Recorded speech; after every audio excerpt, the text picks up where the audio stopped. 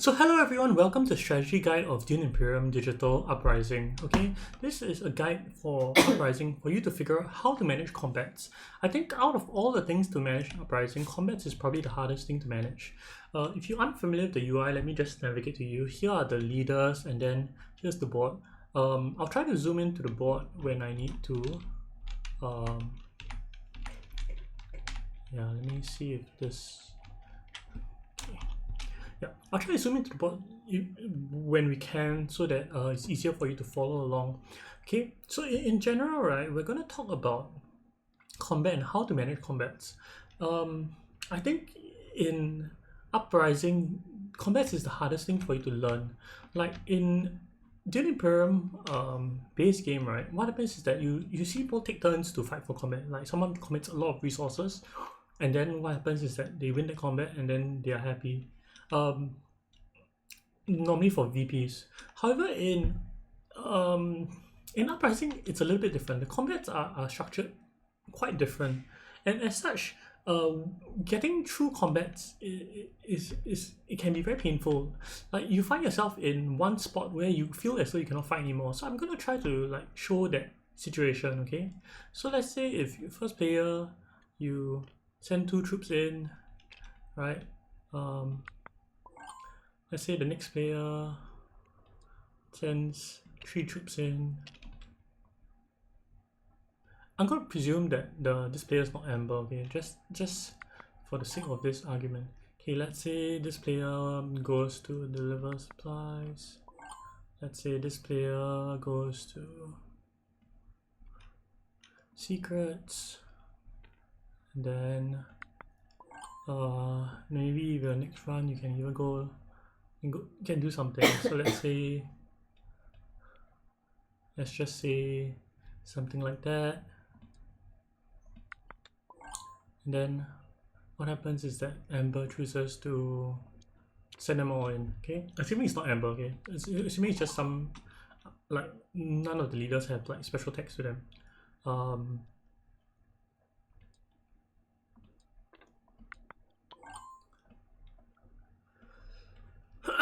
And then here you have, okay, so let's say reveal, let's say we're not going to acquire anything just for the sake of this guy. Okay,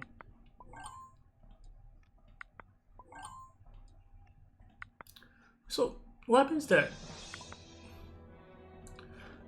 yes, you have Green who wins combat, right? But what happens that he has no garrison now? What does that mean to him, right? What that means to him, right, is that he's unable to fight in any of the combats anymore. Let's say, right, in this position, if he wants to put in troops, he only can go to Arakeen, right? That's the only spot he can put in troops at. And so let's just run the simulation that he goes to Arakeen, right? So let's say he goes to Arakeen, he puts in 1 troop, right? So now, right, the other players, they can very easily challenge this, right? So, so let's say this player, you can even keep track of daggers, like, right? This player puts in 2 troops, right? Maybe trashes out a dagger from hand. Then this player goes frame kit, deploys suit.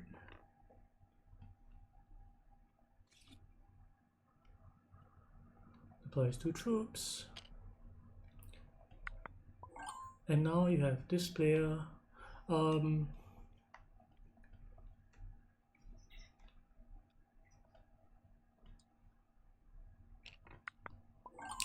then assemble, you take an intrigue. Okay, so now probably something like this would happen.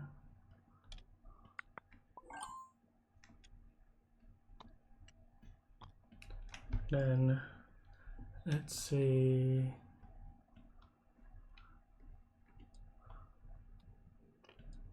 something like this happens, and then something like this happens.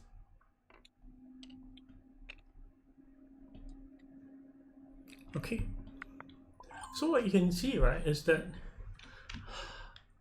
there aren't many ways for green to get out of this position, right? So green puts in one troop, he doesn't get anything back in this combat. He maybe he has a good buy, but he's stuck in this combat, right? Right? And so let's see how everything plays out.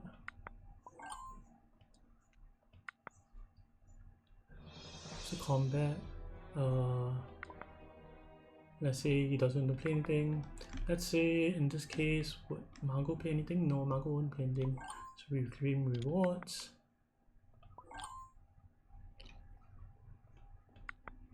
And then here you see that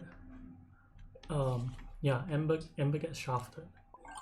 No, why did he get 2 intrigues again? Okay, besides the point. Okay, so now you can see once again he's in the same situation. Green is in the same situation. He has no troops. So you might say like, sure, you can don't go Arakeen, but if you don't go Arakeen, right, what happens is that instead of red playing here, if red just goes to Arakeen, green is blocked out of this combat completely, right? There's no water, he has no way of getting troops. So as long as red goes Arakeen first, before green, right, green has no way to fight the previous combat, and what that means, right, is it becomes a very cheap combat for everyone else. So let's try to rewind it to that spot. Okay.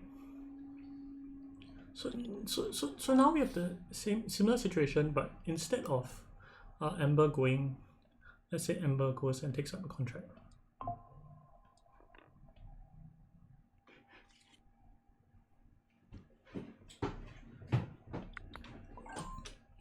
Then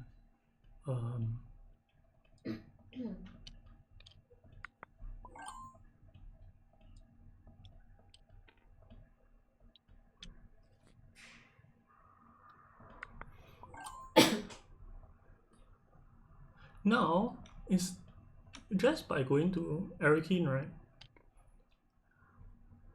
What happens is that, can you see red is green is completely blocked out of this combat. He has no way of getting troops into the combat.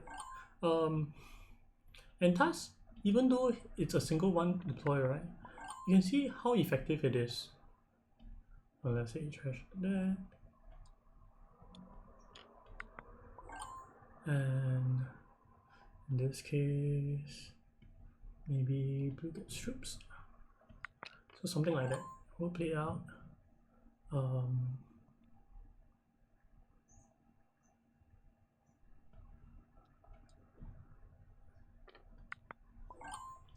Okay, so reveal.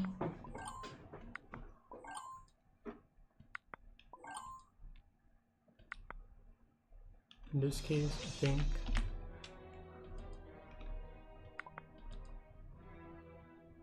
something like that will happen.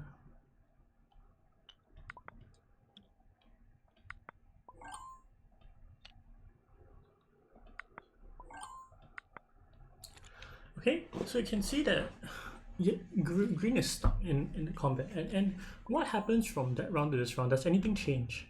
Right? Does anything change? Sure, he's last to act, right? But once again, how many spaces does he have to actually deploy? Not many, right? So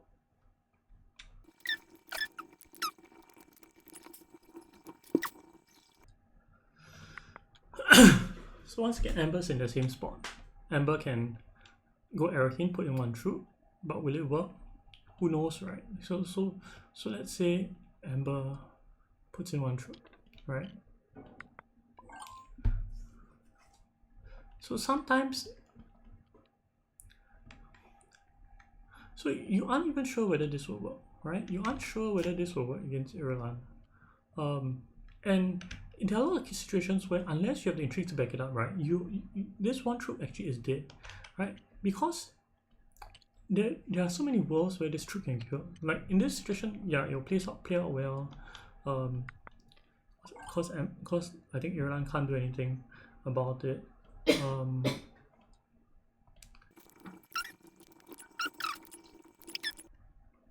Like in this situation, green gets out of it, but what I'm saying is that this troop is very, very risky. right? You don't even know whether like one dagger will get you there. Like if like you don't even know whether like this reveal is good enough for you to take third place, right? Because you have one player who's acting after you as well. It's very hard to navigate. Let's say if Iran had a blue, he could go research station and kill your troop as well. Like there are so many ways where this situation of having no garrison is bad, and thus like this is the situation which is the situation you kind of want to avoid when you're playing Dune Imperium Digital Uprising, okay? And this is the situation where you need to manage the most. How do you avoid this situation, and how can you put in troops in a manner that is effective? So, in general, the logic is, I think when we were playing Uprising, is that when you see troops, you want to kill troops. And that is generally the case. Whenever you can put in a little bit more than everyone else, right? A little bit more, okay? It is normally a good thing, right? Because what happens is that you kill their troops, you get better rewards, and normally one person gets screwed, right? And once one person gets screwed, right? Let's say once green is up, it has no troops whatsoever and no way to fight, right? For the rest of the game, right, the combats become very, very cheap for everyone else. And what happens is that they'll constantly snowball that, like the rest of the players will constantly snowball their advantage. So this is something you need to worry about. Okay? I'm not even talking about sandworms yet, right? So we're just talking about and how bad an empty garrison is, how bad a relatively empty garrison, even like 1 troops to like 2 troops, like you can be covered as well, right? So much so that whenever you put in that 1 troop, you need to make sure you can get some reward out of it. Troops are very expensive in Uprising. There's no cheap way of getting troops. There's no okay, so 2 things: actions are limited and troops are expensive, right? What spaces do we have to gain troops, right? So we have a few spaces to gain troops. We have Desert Tactics, we have Arakeen, we have Gather Support, right? These are the only 3 ways you can get troops, right? But out of all of them, 2 of them are active spaces, Arakeen and Desert Tactics. Desert Tactics takes faction, takes water, right? And water is precious. So after that, you only have Arakeen that gets you 1 replacement troop, meaning that if you lose 2 troops in a combat, when I say lose, you like relatively lose 2 troops. So let's say you put in 3 troops and you only get back 1 troops, means you have lost 2 troops in that combat, right? If you went Arakeen, you'll be down one troop, right? And over the course of the game, it can stack up very quickly. And so very often not, how does, okay, the very often you don't want to get into this position to begin with, right? You don't want to be in a position where you have no troops whatsoever, right? The only way that you can get out of that position is that you spend a full action to go to gather support, right? So let's say you have no troops, you go to gather support, you get 2 troops, right? And then because you have these 2 troops, now you are in contention to fight for the rest of the combats, right? But it requires you to take this kind of like a tempo loss,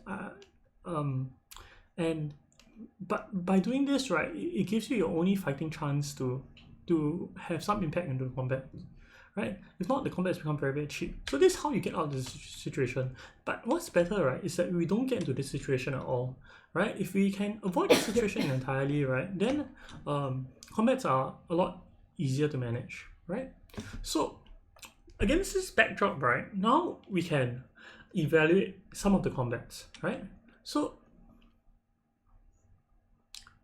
let's say for combat, like let me just load another game.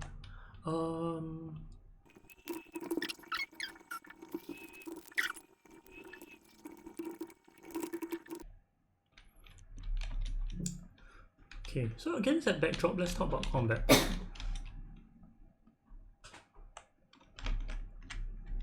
So first you have tier 1 combats, right? You have the Desert Mouse, then you have Chris Knife, then you have Ornithopter Fleet.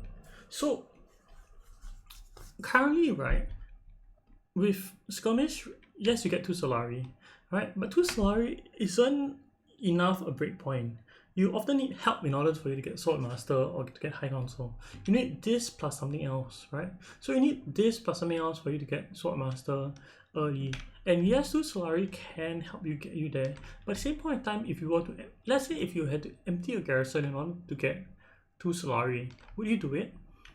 Would you kill yourself for the rest of the combats just for 2 Solari? I think that's something you need to think about, right? And then after that, what is the value of 2 Solari, right? And the true value of this combat, right, is the match, right?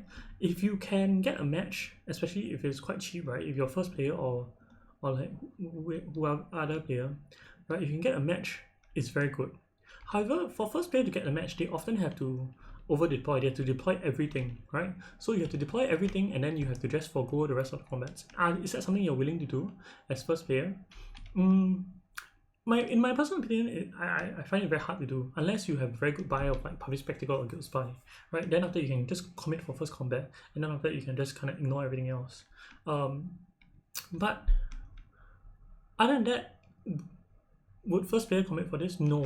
Then after that, if you're last player, will you snipe it for cheap, right? If you can burn like 3 troops, you still have like a garrison of 1. It can be still playable, right? You can still kind of navigate your way through the game with like 1 troop, and that is what I'll value this combat at, right? So if you can get a match, if it's not a match, right? Let's say if you will you kill your garrison for a half symbol? Half symbols are only good if they match, right? So you don't really want to kill your game to get a half match, to not even get a match, to get an unmatched symbol, right? So skirmish is slightly different. Skirmish, right, for let's say in non-player 1, right? Skirmish is one of those combats where if you do win, you can actually kind of ignore the rest of the game, right? Because this is half a point, this is half a point, right? So actually it's like this, the value of this, if it matches, is a full point, and then with a full point you can kind of ignore the rest of the game and try to rush to 10 points, right? And so this actually is very good for the player who wants Chris Knife and wants to avoid all other combats, right? The other situation where this is good, right, is that this is good if it's like someone who gets Fremen Friendship. If someone gets Fremen Friendship from this, right, they actually aren't out of the game because they have access to Sandworms. And Sandworms kind of breaks a lot of the rules that I have previously mentioned, right? I think previously mentioned, we talked about tactics, we talked about gather support, which is being covered, and we talked about Arakeen, right? But once you have access to Sandworms, what happens is that a lot of rules are broken. So we can now talk about Sandworms later, but that's why actually this combat is often fought for and is very significant. Like when skirmish comes up, like, will you kill your troops for it? Yeah, you can if it grants you siege access for it, right? But sometimes it's also very hard. It's also very hard to manage because there's like round 1 combat is never guaranteed. So what happens is that even if you commit, let's say 4 troops to it, right? Someone can always go to research station and tie you or beat you. So once again, this combat is something that if you can win, is great, but I think there are many ways that other people can come in over you and try to win. And such, this becomes a very like the value for this combat swings a lot, and how much people put in troops to kind of to win this combat it's very hard to gauge, right? And finally, the Ornithopter skirmish, right? Intrigue is great. Intrigues are rare in this game, right? So how do you get intrigues in this game? If you're just playing naturally, you get intrigues by going to assembly hall or going to secrets, right? That's a full action, you get 1 intrigue. So actually getting 1 intrigue is really, really good, right? But also there's a lot of variants. Some intrigues are really good, some intrigues are very bad, some intrigues give you tempo, some intrigues are just sit in your hand the entire game. But also, I mean, that level of uncertainty that other people have to play around. So because of that, 1, 2, and 3 are good. What does 1 Solari and 2 Solari give you? Not much. In comparison to Bloodlines, when you have 1 or 2 Solari, often it can mean the break point between getting a commander or not. But what happens is that in just pure Uprising, what are the Solari breakpoints? The Solari breakpoints are Swordmaster and High Council, right? Which is a 5 or 8 at the start, right? 5 or 8, 1 or 2 Solari will push you there, but it will not determine if you get there immediately. So as such, no one really cares for this combat. Like, no one really cares to win this combat. Everyone just wants some reward from this combat, right? So that's how you should view this combat. So all in all, right, this is the only combat where you can sacrifice your garrison and try to win. But most of the time, if you do sacrifice your garrison, you want to play in a manner that like it's either you go sandworms and you try to regain your advantage through that, but sandworms are also like very hit or miss, right? Or you can get a match and just try to rush to 10 points if you win the skirmish. Whereas the other two, right, you want to be able to get good value from the combat, right, without having to kill your garrison. Okay. So what does it mean to not having to kill your garrison? It comes down to this: you want to have slightly more troops than everyone else, right? The moment you put in too much troops, right, yeah, you're unable to fight in future combats. Okay. So we're going to talk about the tier 2 combats as well. I think the tier 2 combats are important. The tier 3 combats I think we can kind of skip because they are too far down the line and there are too many variables with regards to them.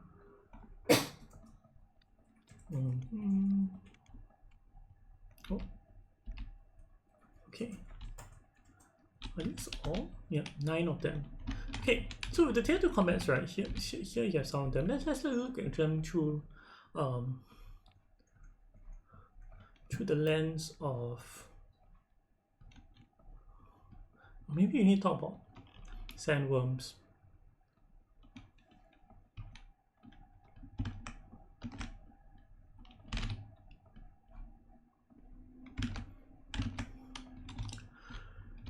Okay, I think we need to talk about sandworms first. So what is a sandworm? A sandworm is a unit, right, that when you put in, you get a total of plus 3 strength, right? So very often not when you put in a sandworm you get to plus 7 strength. I need to reload this game.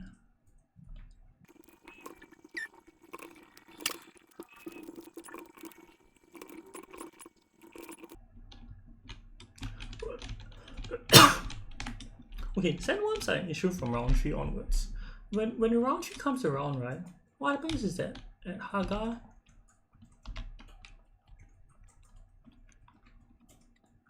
let me just flip up. Right? When round 3 comes around, suddenly sandworms become an issue. Let's say if someone sends in is able to deploy a sandworm, right?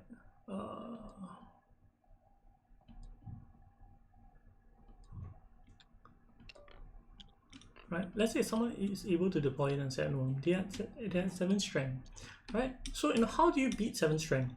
So one thing you'll tend to notice is that most of the time combats are a single deploy, right? Very rarely do you get a double deploy from combat unless you're going to Fremen and then a combat space.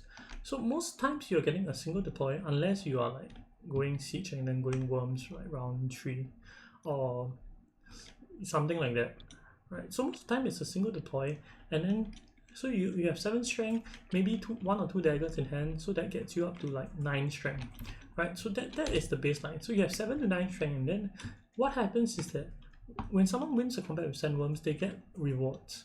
A lot of times the rewards get you troops, sometimes they don't, right? And then you have to think how you can play against someone with sandworms. So some way you can fight them back is that you can go to a research station, you can double deploy, you go to highliner, right? Or you can just value it out, right?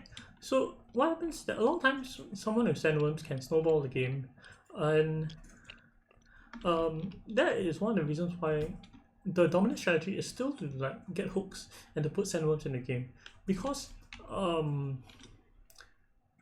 because the sandworms give you combat strength as well, right? And because they give you troops, like it's something. Imagine the previous situation where 1% has no troops, right? And what happens is that someone is a sandworm, you're never beating someone with a sandworm, and what happens is that the game kind of slips away from you. So against this backdrop of sandworms, we have to think about the various rewards you can get, right? And which ones are good, which ones are not good. Okay, so what does a sandworm player want to see? Okay, or what does...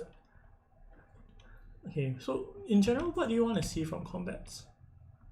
okay, let's say without a sandworms, what type of rewards are good? Let's just take a look at all these combat rewards. So you can either get bumps, you get troops, contracts, water, solari, intrigues, spice, and then of course you get some points, or you can get a flex. So I think all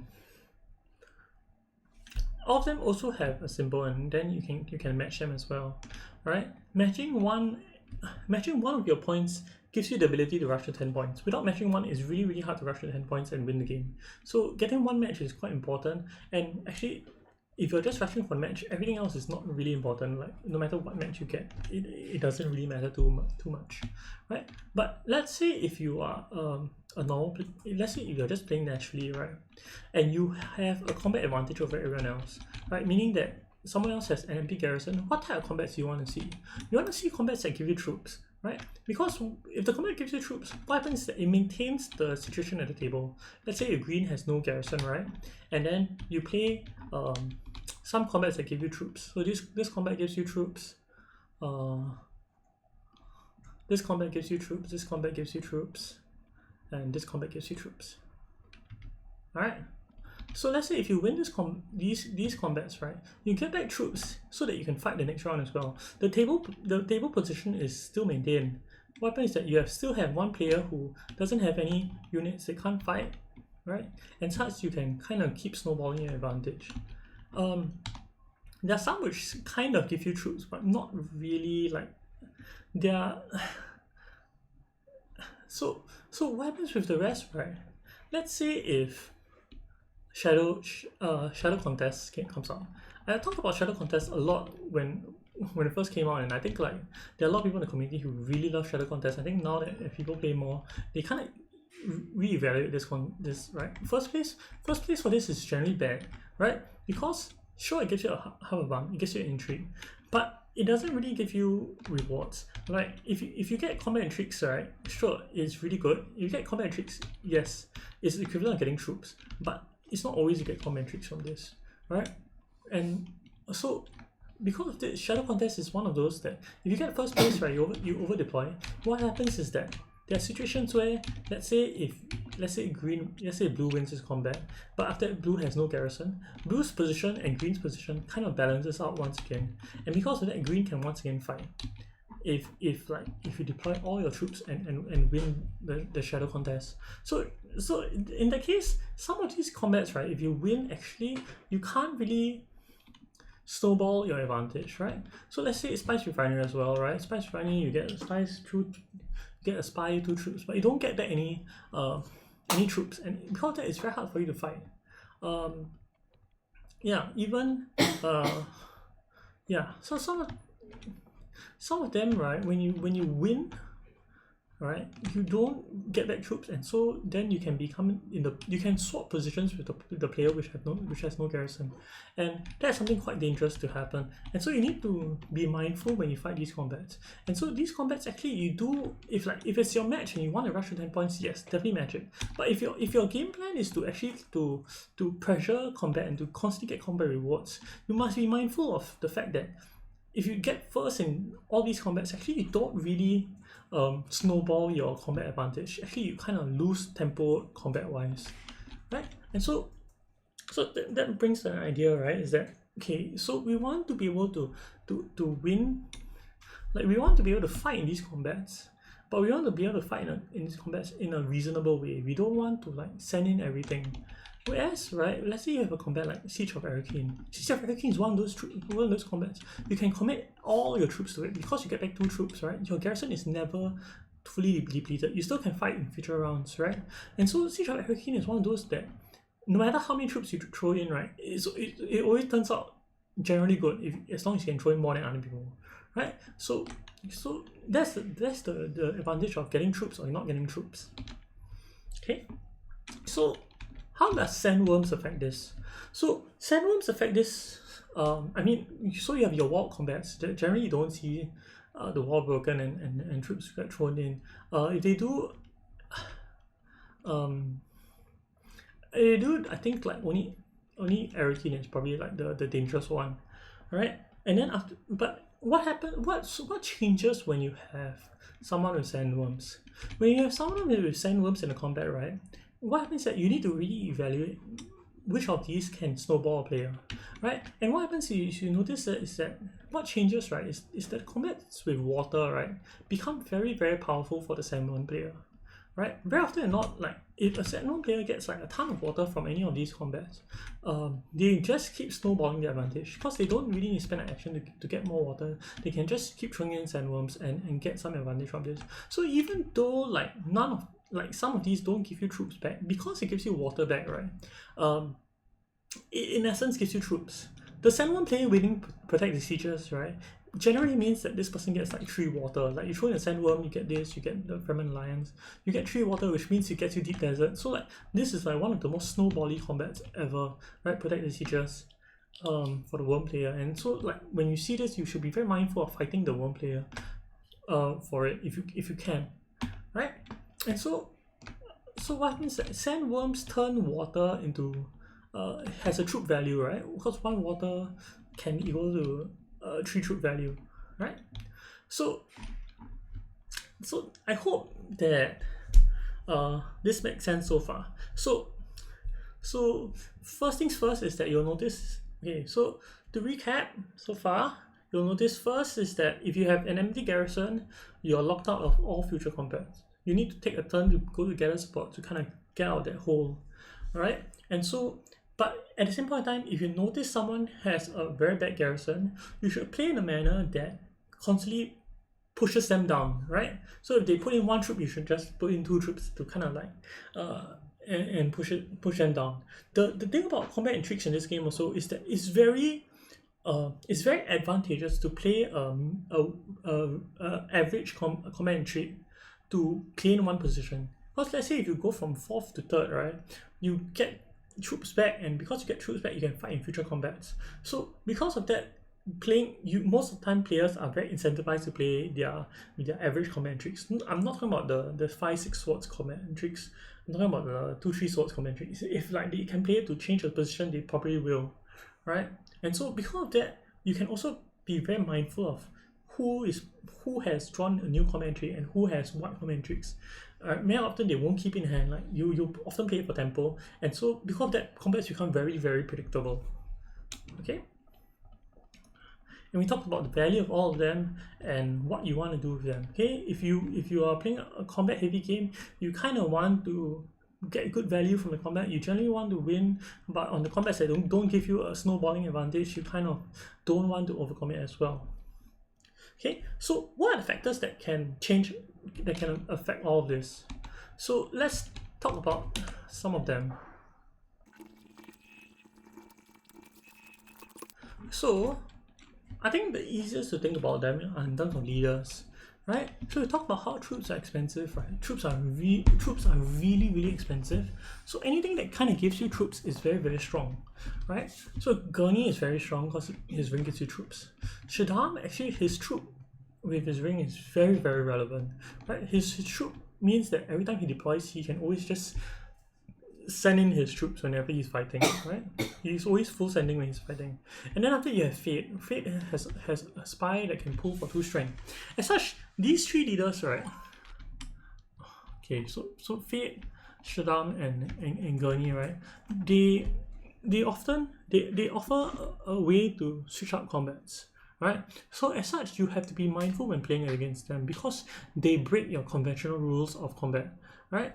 So 2 swords is relevant, 1 troop is relevant, and because of that, they make combats more unpredictable. So when you're playing against these particular leaders, you need to be mindful. Okay, you need to be mindful because you don't want to be in a position where you lose your troops and you don't get back resources for you to fight again.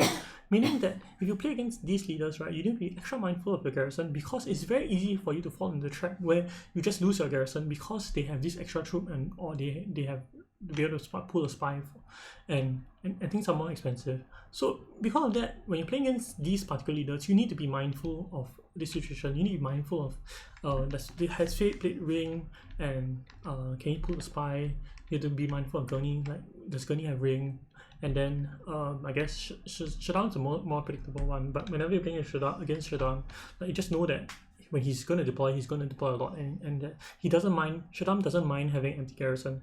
If you have empty garrison, he can always play a ring to refuel it. So as such, he doesn't mind emptying all his troops into combat. Okay, so these are the first three things you have to be mindful of in terms of combat. These three leaders. Okay, so I think if you could talk about cards, it would be good. So let's try to look at some cards. Okay, so we're going to talk about a lot of cards, and we're going to talk about what cards are significant. Right? So in general, right, one troop is significant, one sword is not significant, 3 swords is significant, right? So you want to get a point where you can gain a 1 sword advantage over another player. As such, right, is Unswerving Loyalty a good card? So Unswerving Loyalty for the Family Bond and being able to control this one troop. One troop is 2 strength, right? And 2 strength, as we talked about earlier, means the world, right? Anytime you're able to push and change the position of combat through one troop, it is very good. Very often you can push in 2 troops, retreat 1 troop as well, and so things like Unswerving Loyalty become very, very good.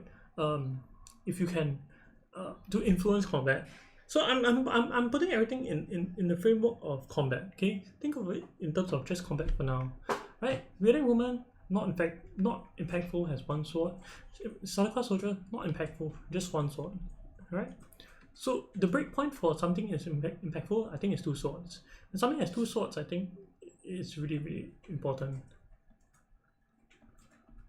Okay, so when it comes to this, right, so suddenly you have undercover assets. Undercover assets, right, when you have 2 swords, it becomes very, very, very, very, very useful, right? 2 swords is like Fate's spy pool. And so, yes, you can think it has no persuasion, but if you're playing in a combat build, right, where all you want to do is to be able to put pressure on the other players by going through combat. Undercover assets is a really, really good card, just because it has 2 swords on it. A flexible amount of 2 swords, and then of course the spy is good. So now let's talk about another reward you can get. You get water for a reward. So when is water good?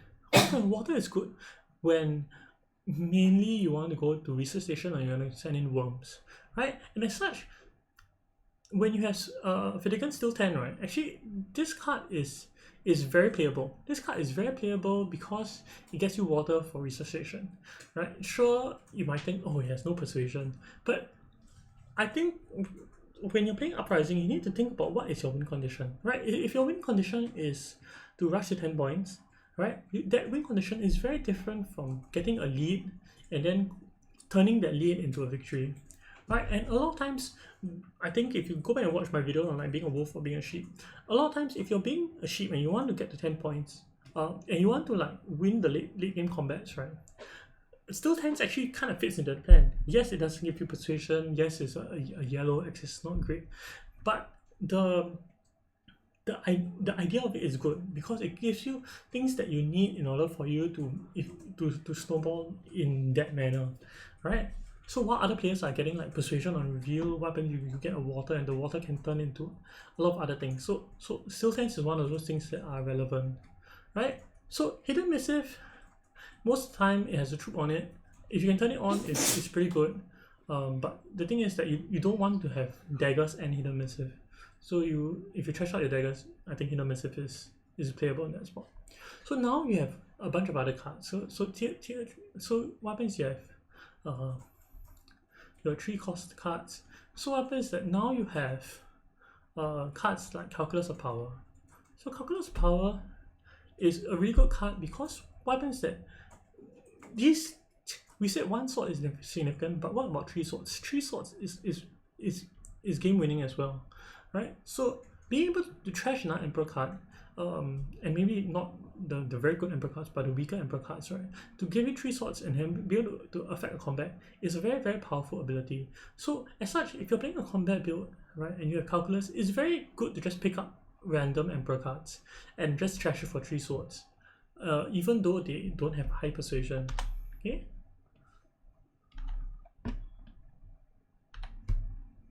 Then after that, you have cards like they have 1 sword. They're all like playable, but they aren't significant.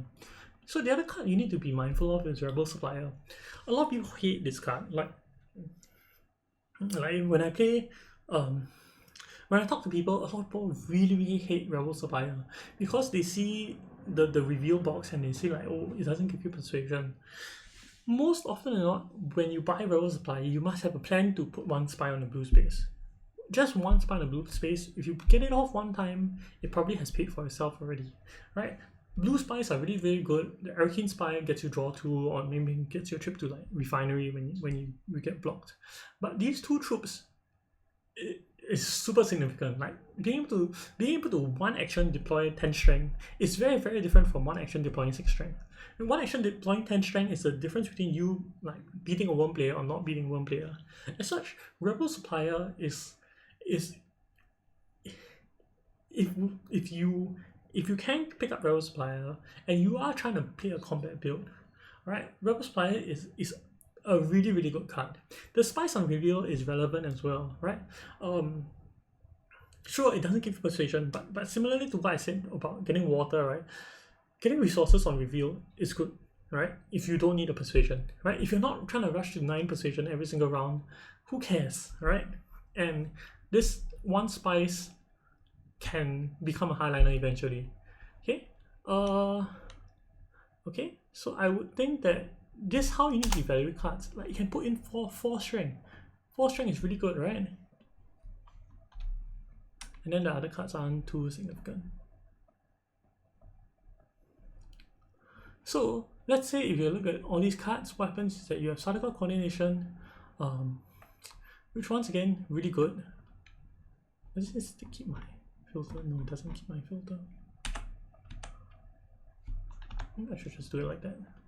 Okay, so coordination, once again, really good with other Emperor cards. Can give you 2 swords. Can also send coordination for the deploy for a very good combat card. Relevant. Shishaki reveals for 2 swords. Extremely relevant as well, right? I mean, when you get this, you do want Ferment Bond, you want to trash early. But these 2 swords are relevant. Anytime you see 2 swords are relevant, 1 sword is like, it's okay. So, out of all the cards that I mentioned, right, the main card that breaks the rules so far is actually Rebel Supplier. Rebel Supplier, being able to get extra 2 troops, kind of breaks all the rules because suddenly from an empty garrison, someone can put in like 6 strength, right? And you do need to be mindful of these rule breakers. And Rebel Supplier is one of them. Calculus is something that you should be mindful of, but not as significant, right? Then after that, you have the hard-hitting rule breakers. You have Strike Feet, right? So Strike Feet, being able to do one action deploy 10 strength or 12 strength from a very weak position, right? Is really strong.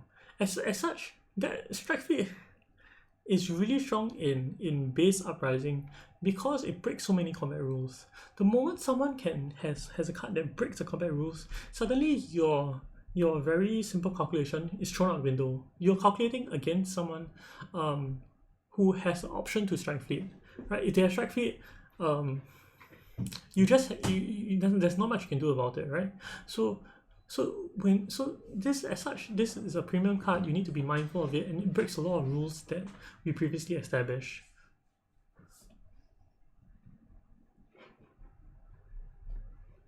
And then after that, you have Leadership. Leadership in general is not that impactful a card. Yes, it can give you a lot of swords, but the likelihood that it does actually is not too high as well. Chani is slightly different, doesn't give you extra strength, but gives you more troops to fight the next time.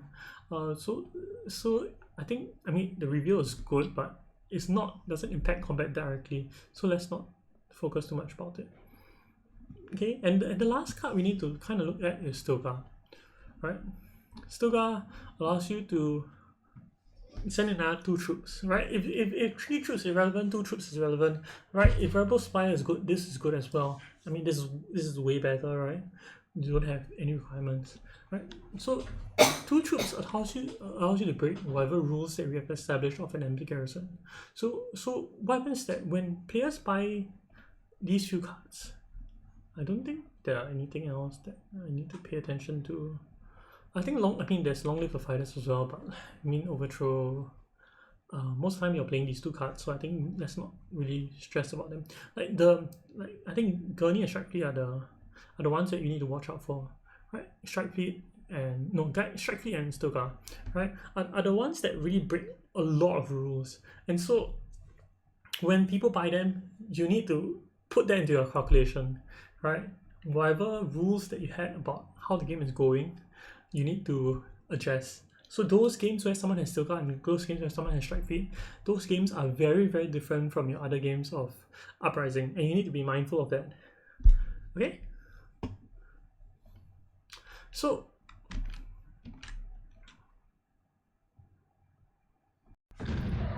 okay, we're gonna try to put this into practice with an actual game. I'm not gonna play out the full game, I think, but I think like I'll talk through like the first few rounds, maybe like the first 4 rounds. I think is what's important.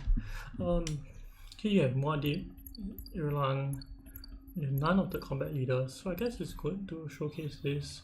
When you look at the role, you have things like Long Live the Fighters. I think it's the big one. Yeah, Watermaster.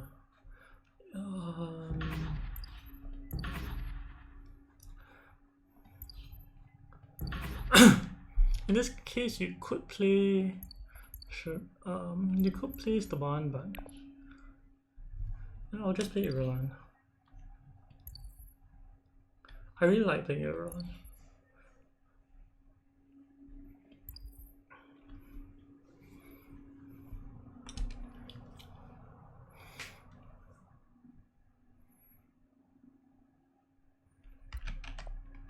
Okay, so we're gonna focus on combat and try to see how combat plays out.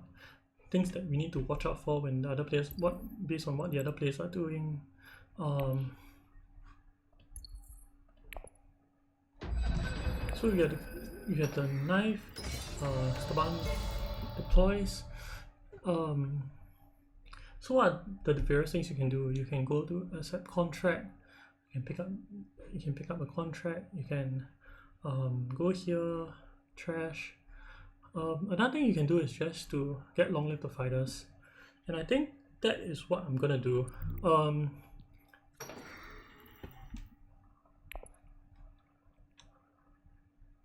The likelihood someone else has 7 is low. You could play Intelligence Report and then play another card.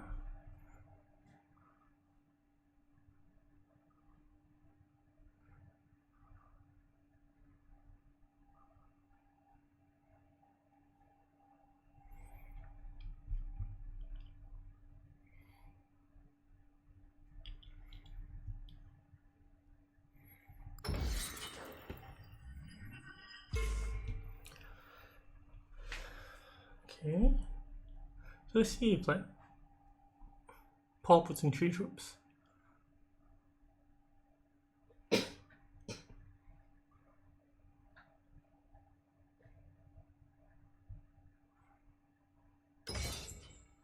He puts in 2 troops, so he's putting 3 troops.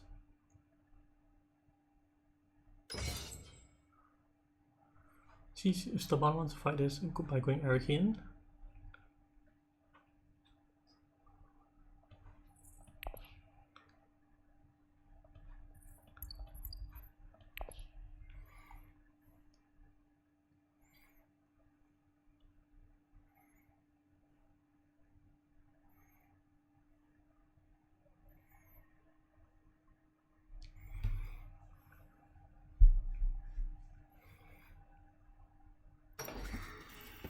Not Arcane. Gets a spice, puts on a spy.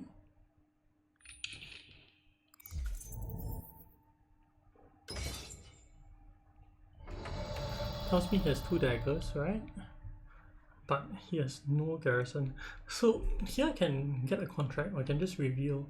In this spot, I'm not sure. If I get a dagger, I go here. If I get ring, I don't play. I think I think just revealing is fine.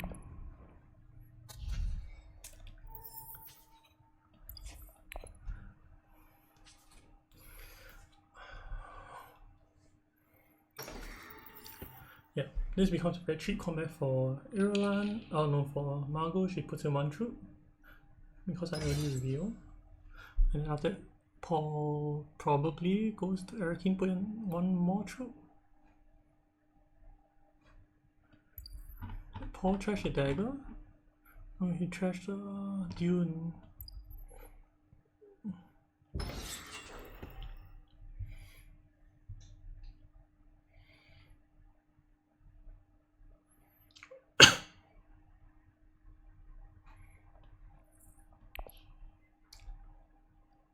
So now what happens you have Staban who has no troops. He will have a lot of Solari, he can get Swordmaster, but he has no clear way of fighting unless he goes to Arakin or goes to Tactics. He has 1 sword, he picks up Rhetoric, Strike Fleet reveals itself. Paul's likelihood to have high persuasion is high.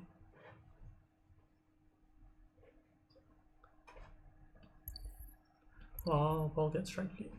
So a lot of the rules are out of whack because like Paul gets Strike Fleet. Probably places by here. But you can't do much. Like, someone by Strike Fleet, you can't really do much about it.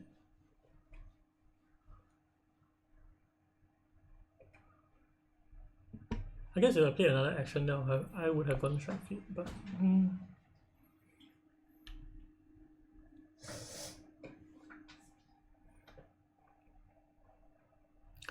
okay, Strike Fleet, the spy goes to here or here. Very rarely is this the right spy. Because the likelihood you put it is low. Okay, so here I go to reshuffle my deck. And here I can put in 1 or 2 troops.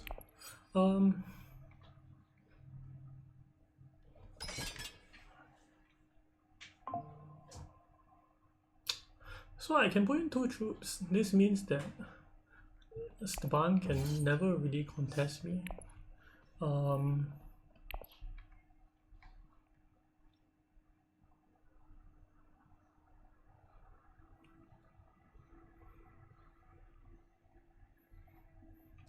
I can even set up to get Stilgar.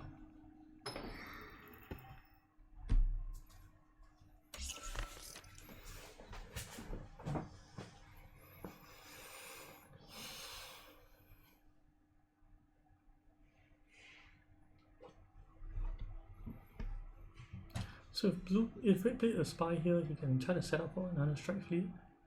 I don't care about what position I get as long as I don't get nothing at all. But the likelihood that that happens is low unless blue goes to gather support.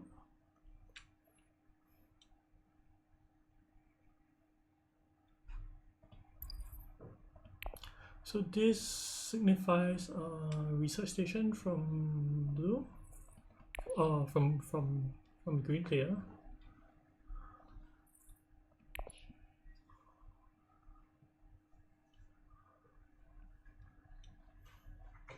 Getting 6 and getting Stilgar would be very good in this spot. You only have 1 fragment card and then this is a deliver supplies pickup.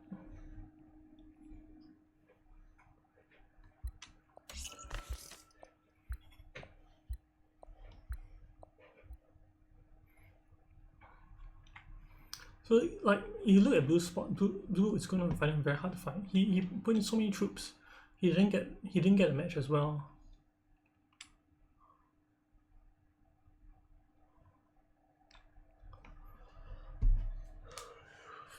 If you ask me, I don't care about versus combat. But if I do get first, it's fine as well. You can always get the fragment friendship.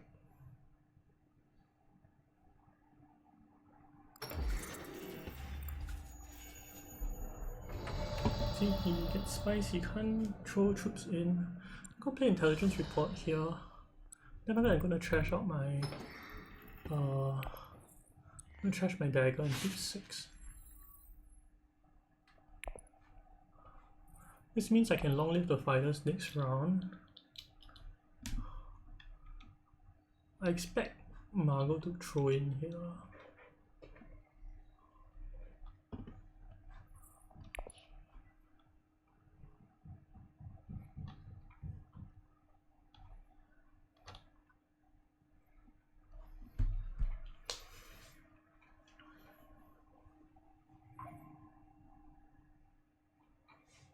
This combination of frame kick, do assembly hall, something very common. Like, it's very easy to hit the 6th position throughout the game when you do this.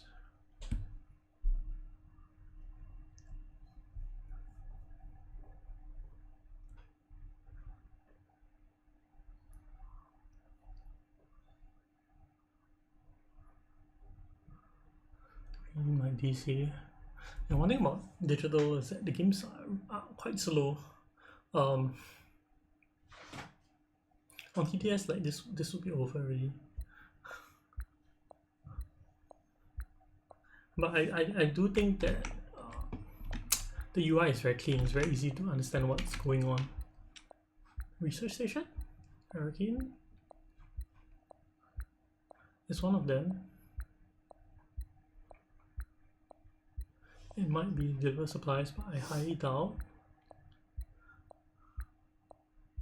It might be a quit or a DC. Yeah.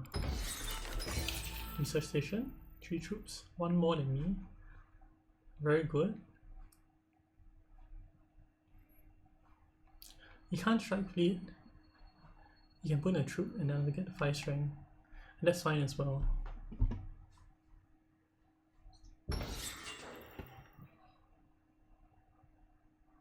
Puts in 2 troops, 1 troop.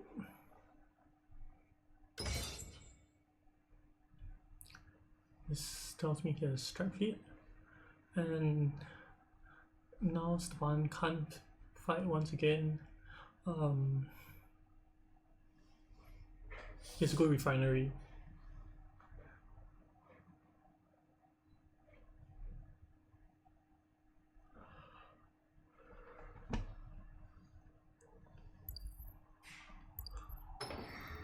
No, he gets High Council. And he gets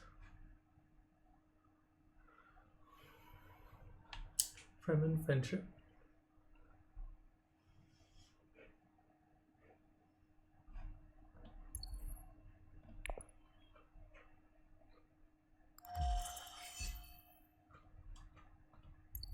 No, he doesn't get spacing.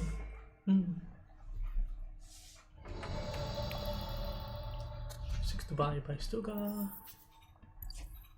all the Fremen cards are great for me now.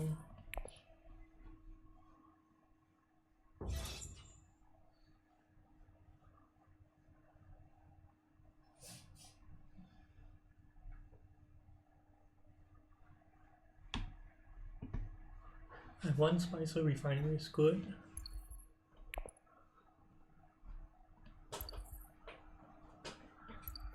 Margot buys Haven.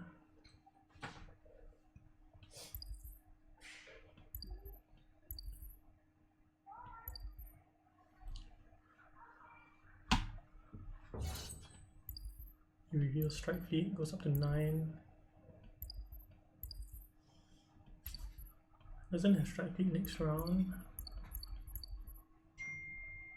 He has Ring, he can ring into Haga with no troops, so there's like 5 strength.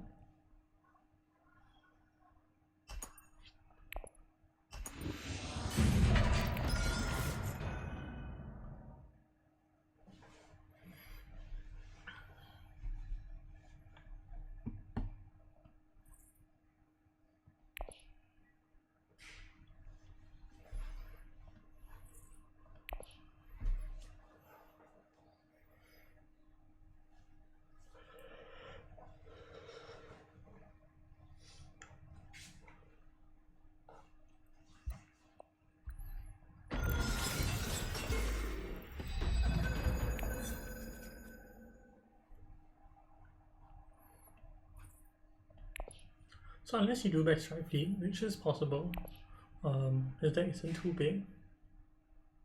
But also it's a walk combat, so he puts in like 1 troop.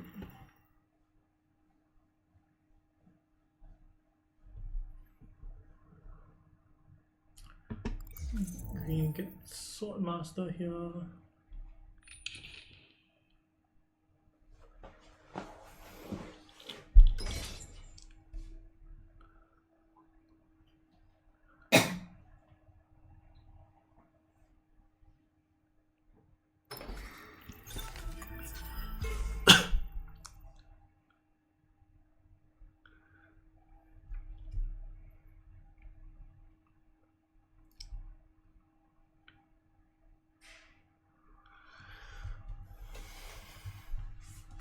You see, Staban's position is so bad because he has no troops to fight. Now Paul's position is also quite bad.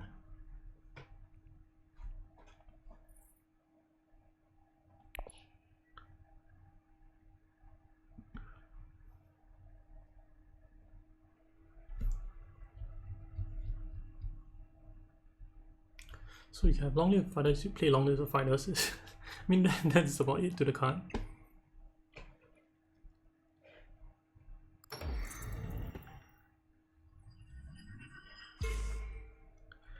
Yeah, see, can you see Staban has like no game going for him because he has no strength, and then he has high console, but he has no way of rushing the faction points as well. He needs to pivot to get Swordmaster and to get troops. He needs to like go gather support. He needs to just bite that bullet.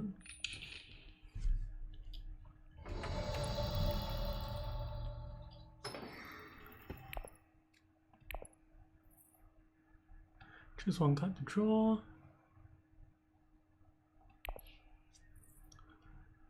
1 card to discard.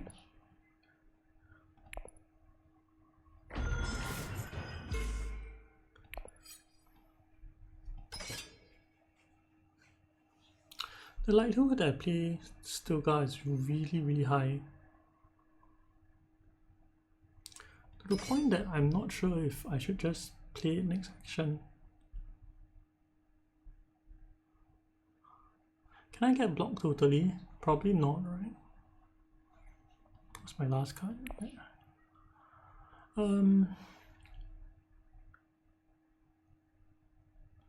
Yeah, the likelihood I play Stilgar is really high.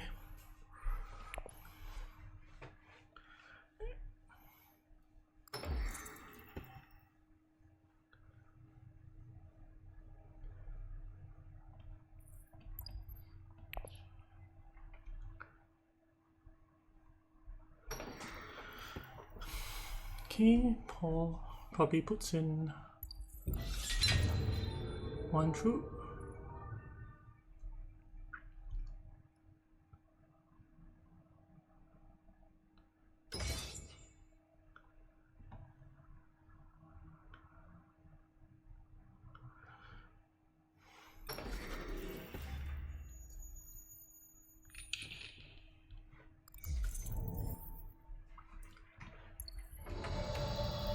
Yep.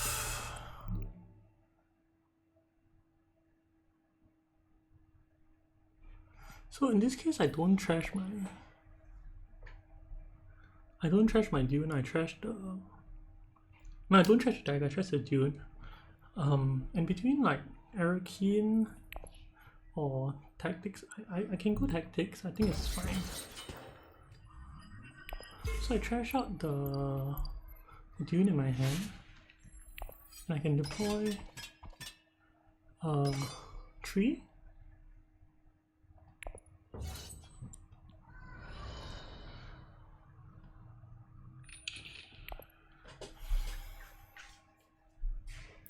So Margot can definitely put in 1 more troop if she wants. The likelihood that she wants to is low. That's not a match. If it was a match, I would have put in 1 more troop.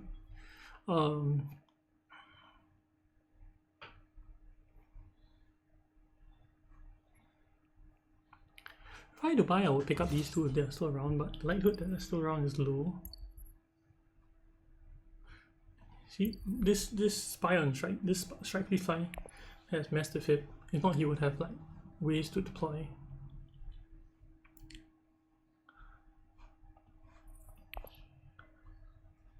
I have 1, 2, 3, 4, 5, 6, 7 cards with long lives of fighters.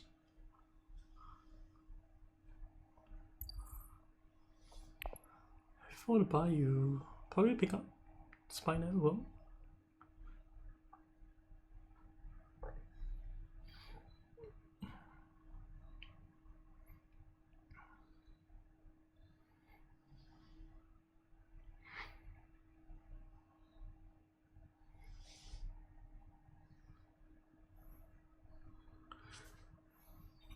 Picks up Calculus. I'll pick up Chani in this spot. If it's there.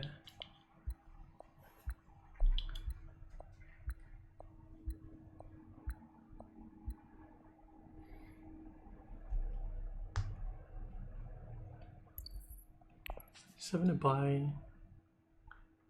Spy Network. Don't even know what cards he has.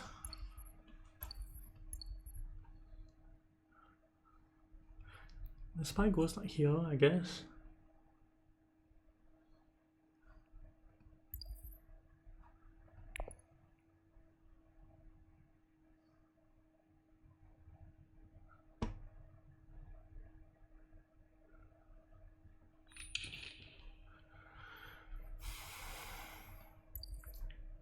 China is a very bad card for him because it doesn't give him persuasion. It is faction access though.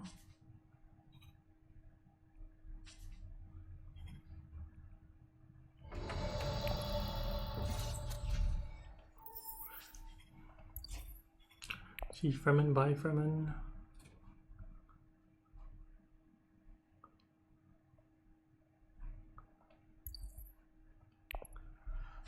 BGO is a good card for him. He has Sword Master. Does he have a combat card?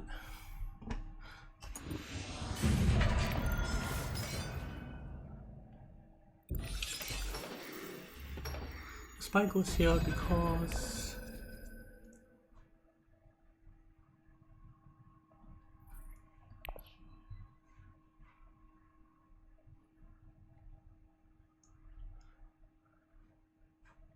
once again wall combat. I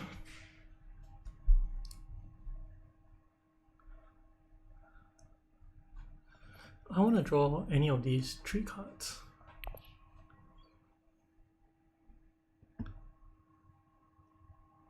I want to pick up this if I can.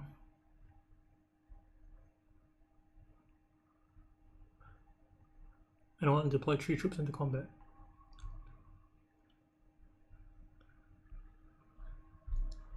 So Paul can break wall, then Deep Desert. That's something you can consider. But you can see like this whole game, can you see Stepan's position?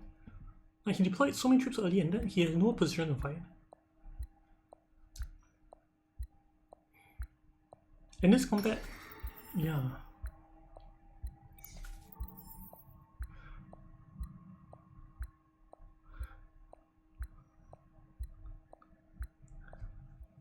So if I were to get Sword Master this round, which I can, right?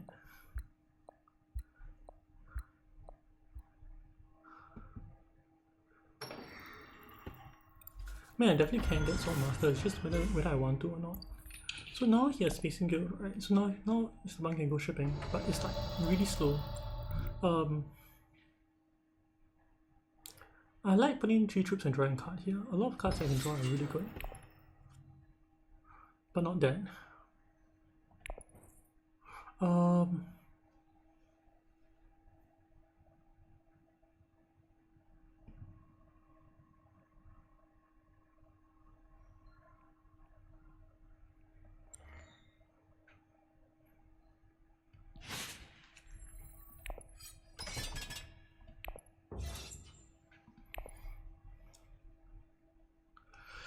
My second action, I want to get hooks.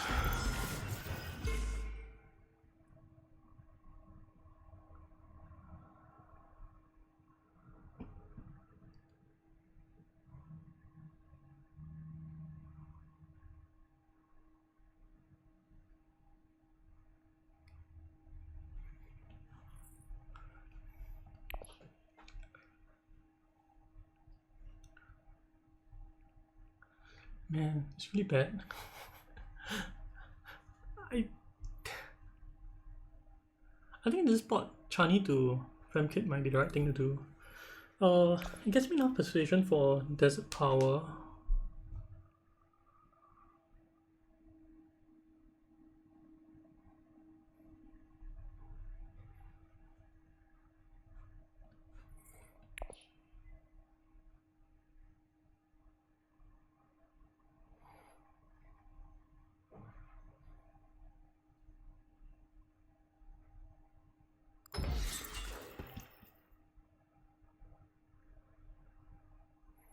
Wow. He wants to buy Desert Power.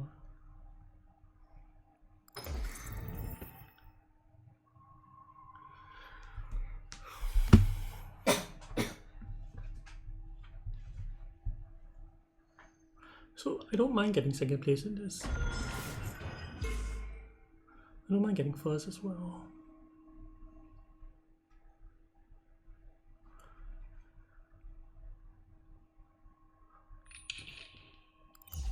But the likelihood that he has 6 is really high. And so because of that, I think the right thing to do is to go Cheesable.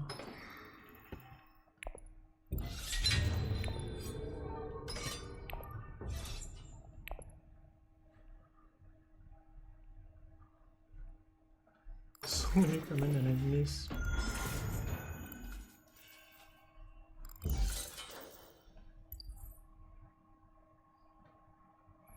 He plays Haven, scores a point, puts in 1 troop.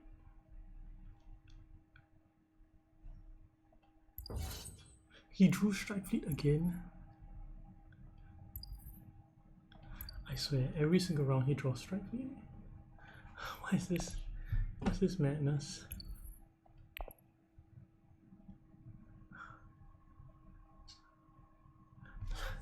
Yeah, it breaks so many rules of combat.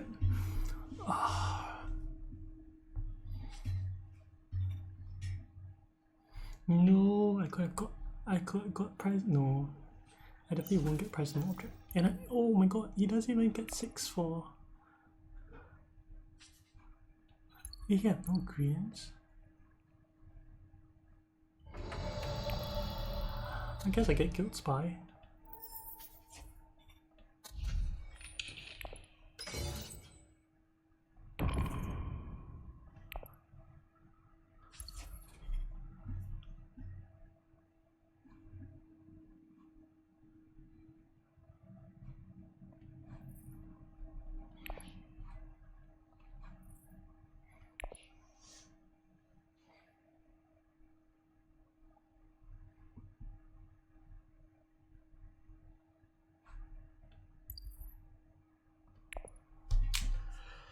Yeah, you see, Strike Fleet breaks so many rules of combat.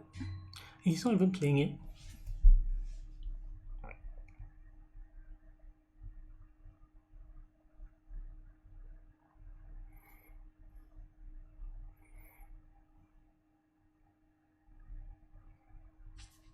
Not sure why you get Solari here if you don't have a dagger to play. And why you give up Deep Desert Spice as well.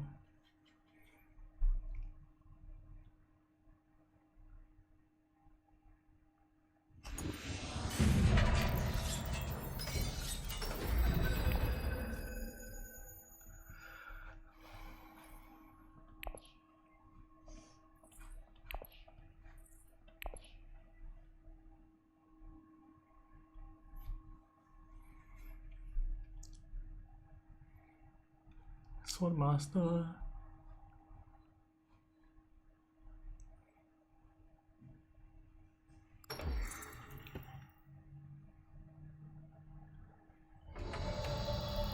Do I get worms? I don't think so. I think I get Sword Master here. It's a bit late already.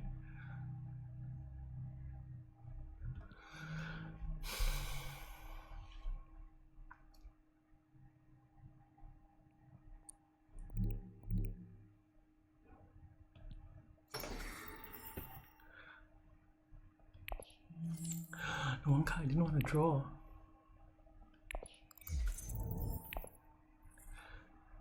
Okay, I draw Guild Spy. Means I can't play it.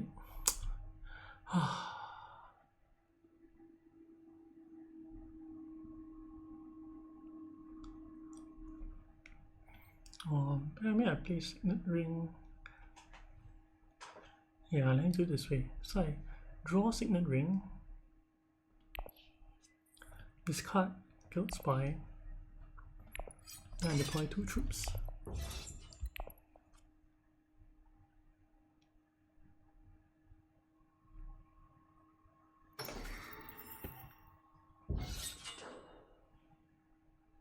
So if he has Strike Fleet, he definitely will pull Spy to selling the worms.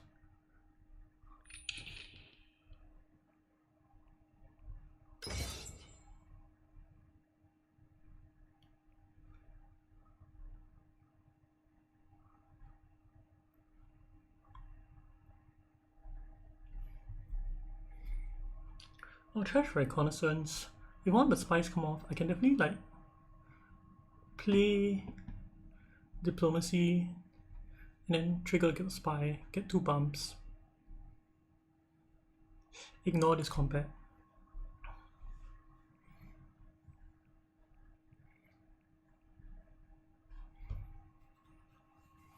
But if nothing comes off, I can always just go from kit and deploy 1 more.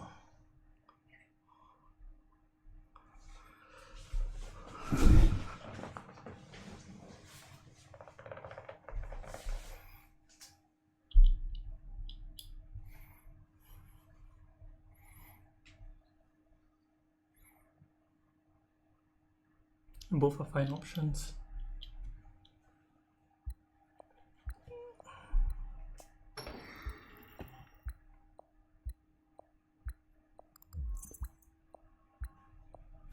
So he doesn't pull Spy, means that for once he doesn't have Strike Fleet.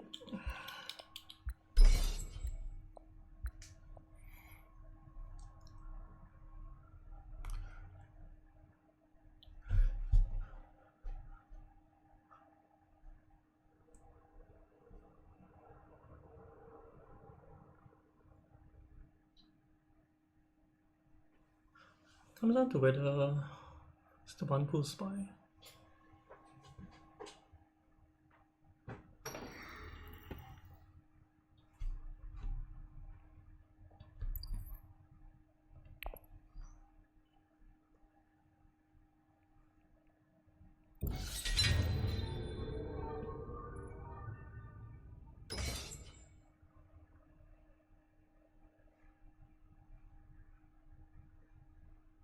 I don't need this combat, or I can even withdraw all my troops.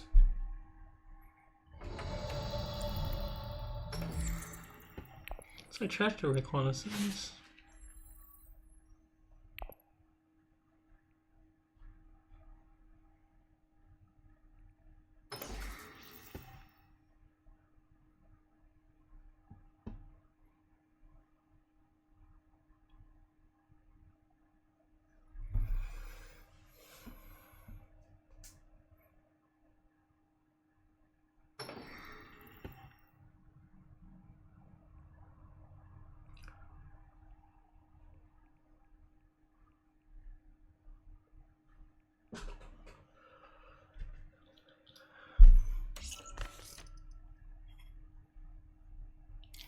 See what the band does.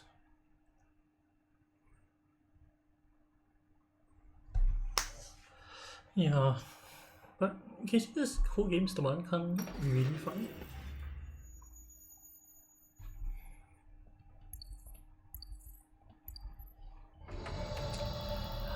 So if this is the case, I can play this, get to 7 persuasion. I can play this. Then I get a bump as well.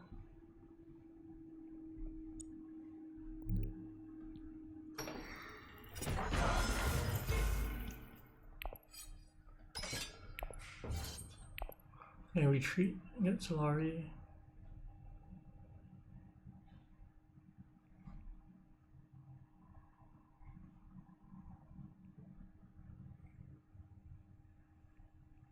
Do you get prize is not object in desert power? You certainly could. Margot gets... He drew Strike Fleet again.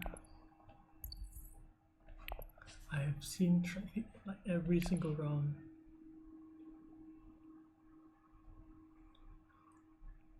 You get Overthrow here. Your deck is so small. Definitely Overthrow is better.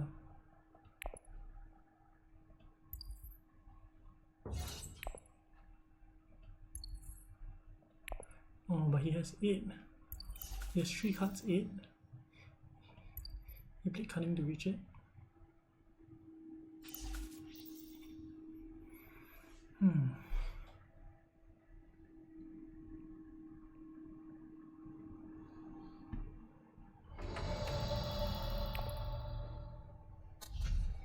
So, in this case, I think I take Molar Pistol and Spice Muscle.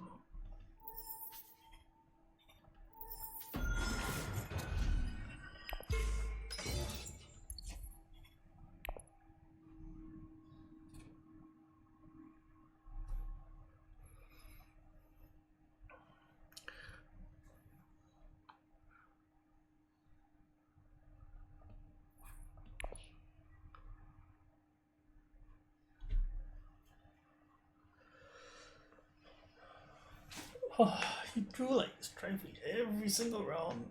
So frustrating.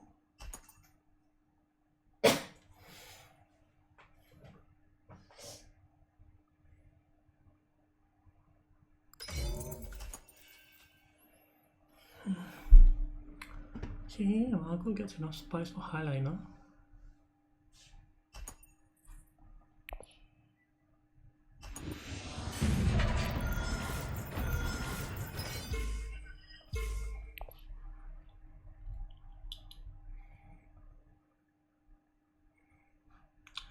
Paul Modded gets a match and another point here. How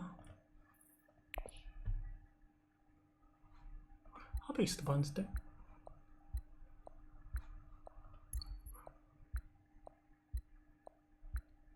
13 cards, not too big.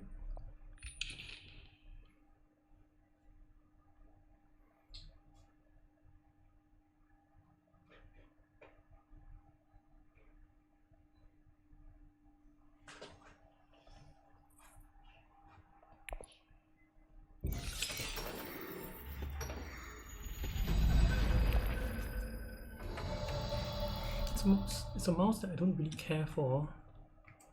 I could throw in a Sandworm.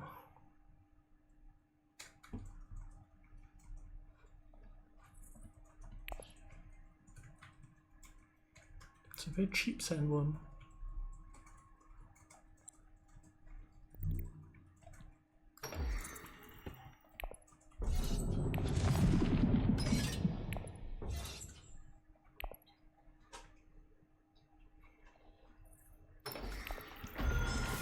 Do I trash Signet Ring?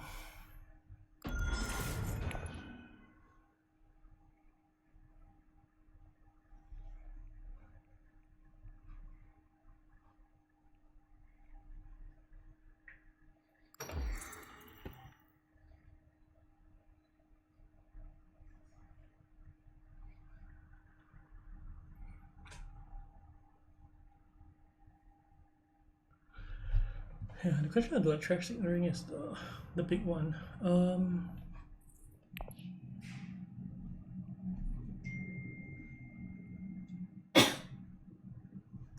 can play Long Live the Fighters. Then after I can trash my ring, draw the other two.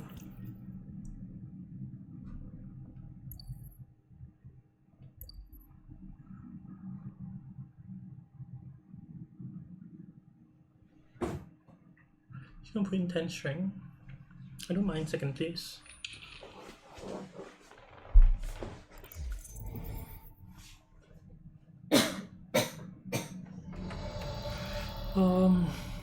Yeah, I think I play Long Live the Fighters.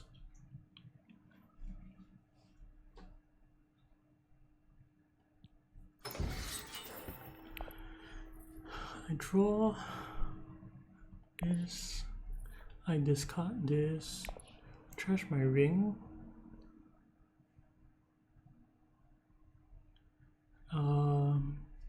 Then I draw, and I deploy.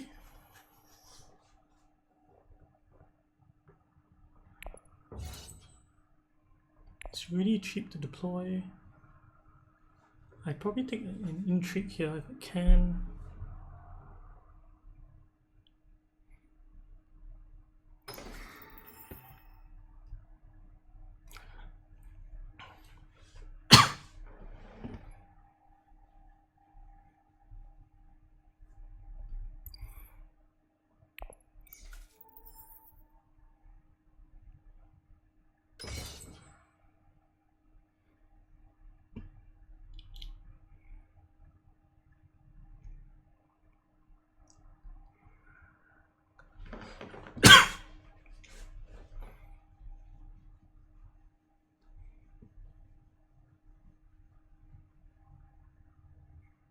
If someone pulls spy, I definitely espionage it.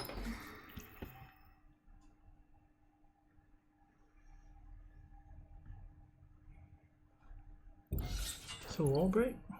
No.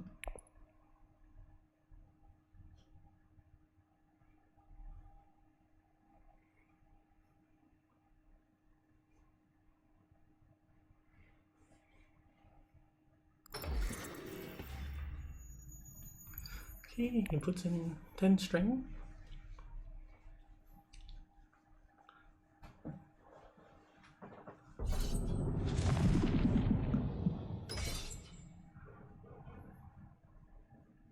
Yeah, see, this is one of the conditions to break out his cycle, right? He needs Sword Master, then he needs to get worms. Yeah, it goes secrets, I think. This is kind of like a point.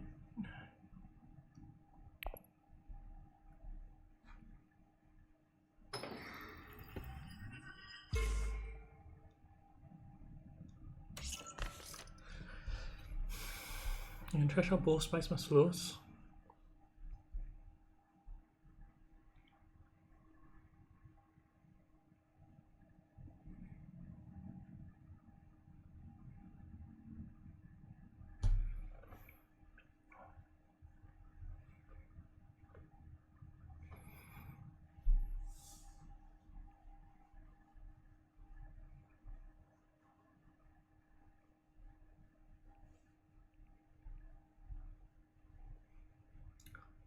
If you're Paul, what do you do here? You try to set up for a tier 3, right? How do you set up for a tier 3?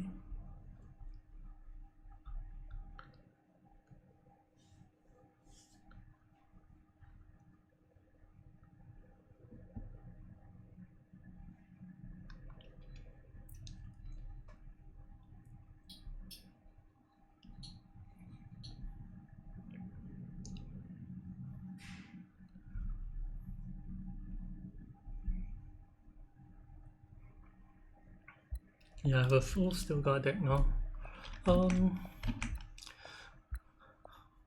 So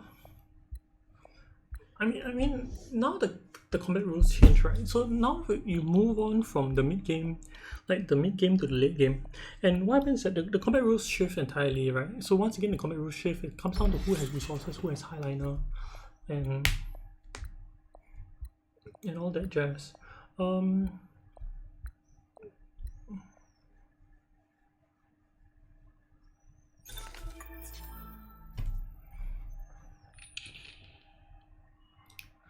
So I think he might have timed out.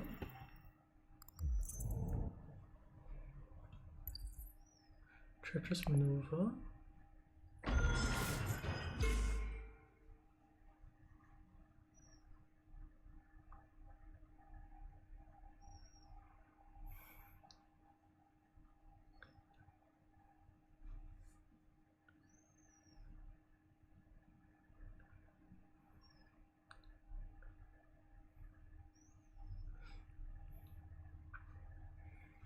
I could pick up Hidden Missive if I had the friendship.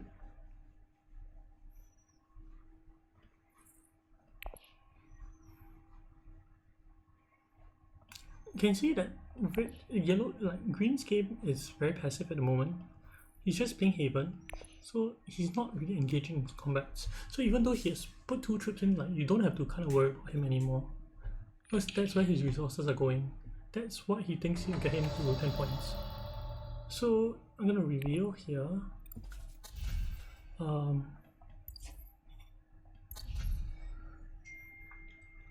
I probably buy coordination, and then I buy a spice more slow.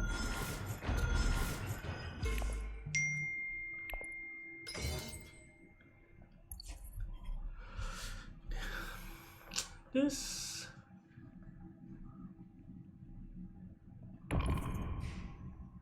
can get me highliner. Second place gets me highliner as well.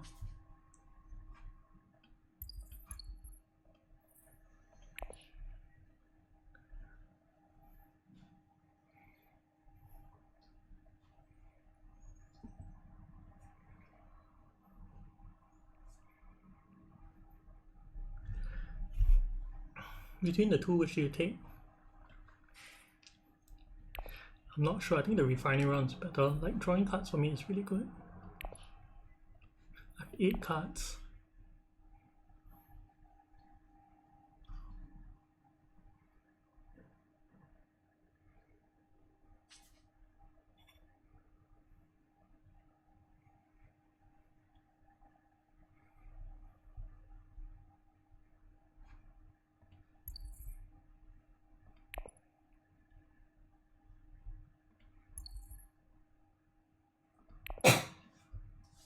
He doesn't buy price is not object.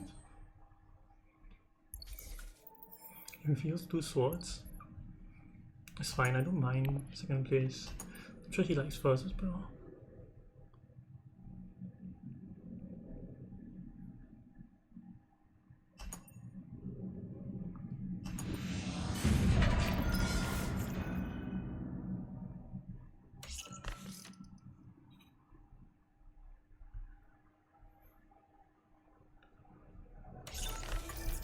Okay.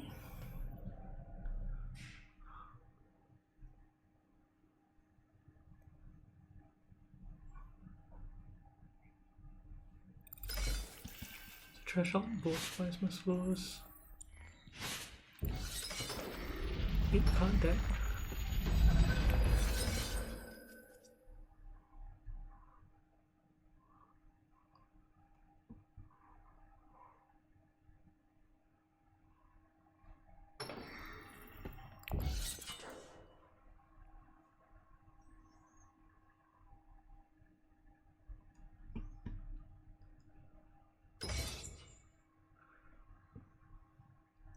If I win this combat with worms, it is 3 points.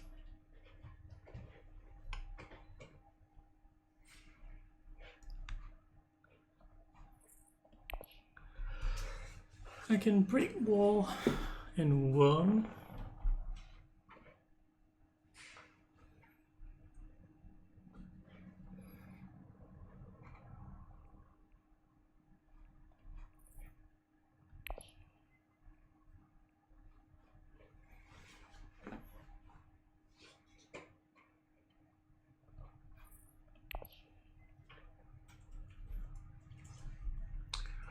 Brick wall and worm. What am I worried about? What about combat tricks?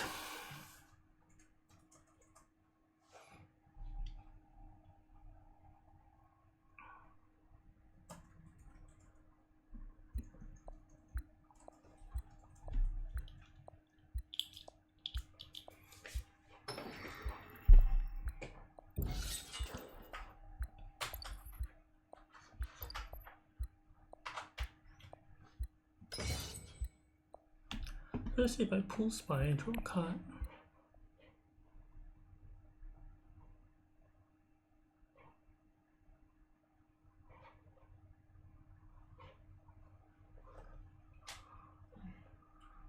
$10, 20 strength,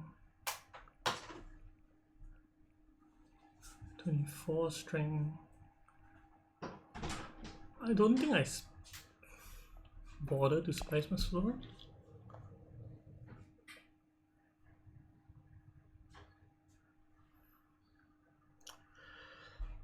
Draw one card.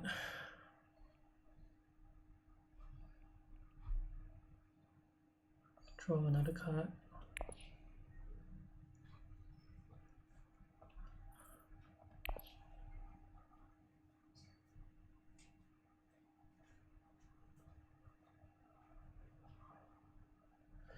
It depends on what card I draw.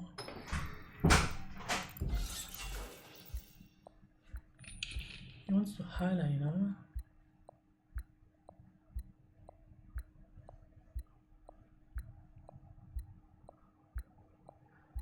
The highliners is 16 strength.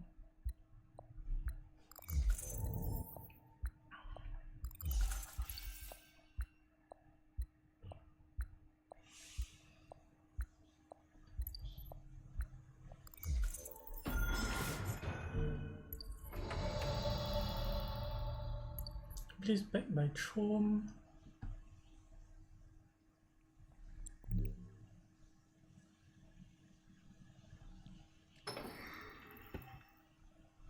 I think I draw this by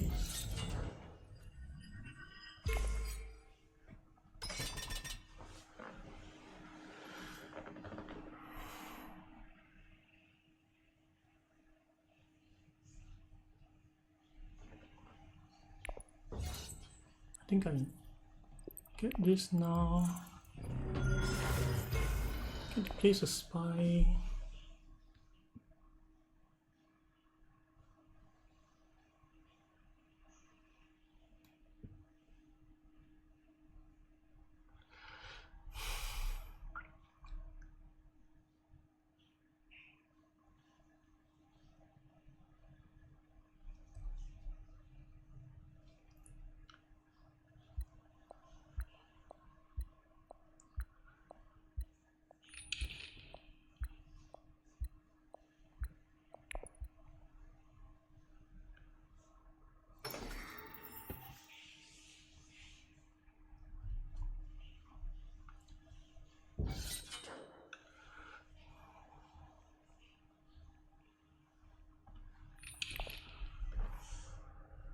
I think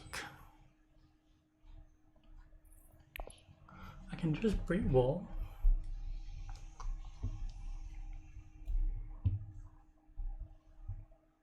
I think I can break wall and deploy.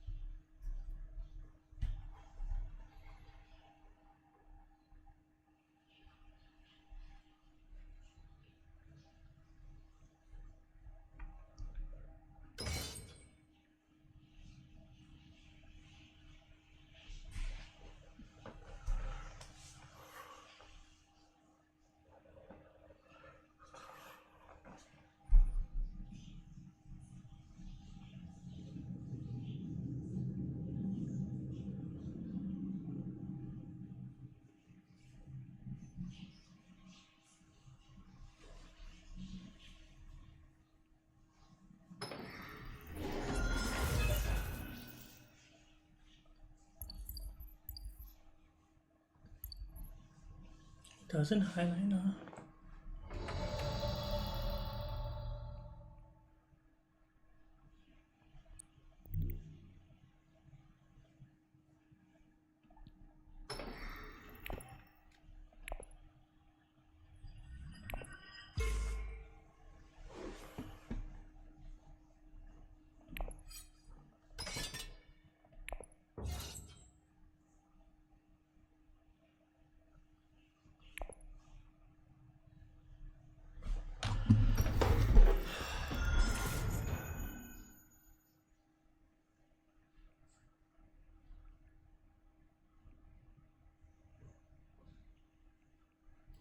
I play Stilgar.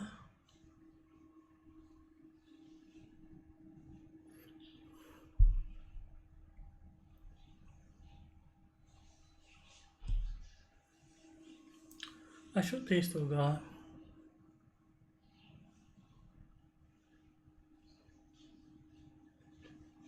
Stilgar's my max strength.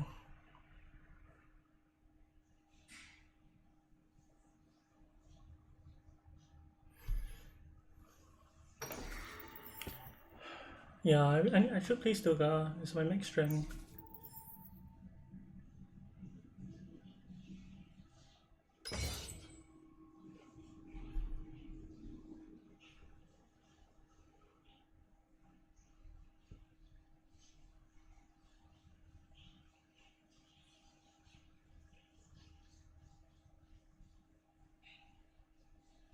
I need to hope I don't get intrigued.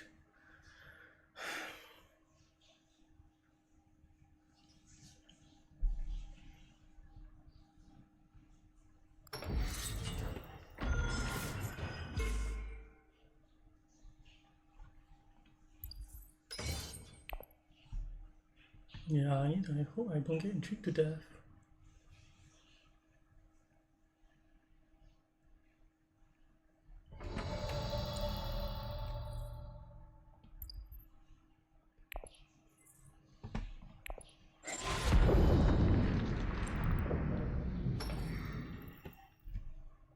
I decline this.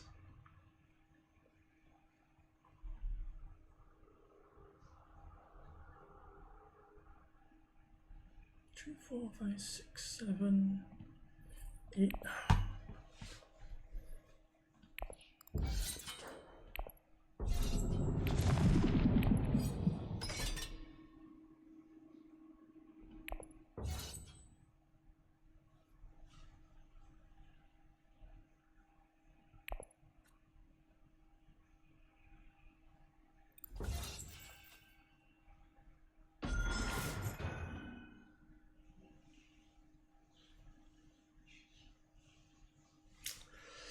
Maybe I should just try the posture for 10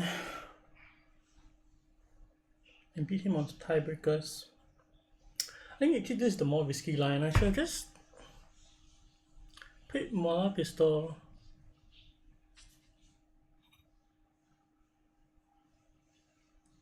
Yeah, I should have just got to 10 and then have them try to beat me. Yeah, my win condition was not...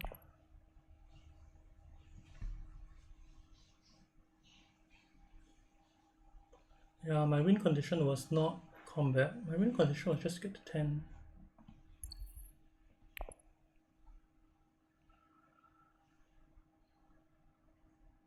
Let's see if that comes and bites me. It might.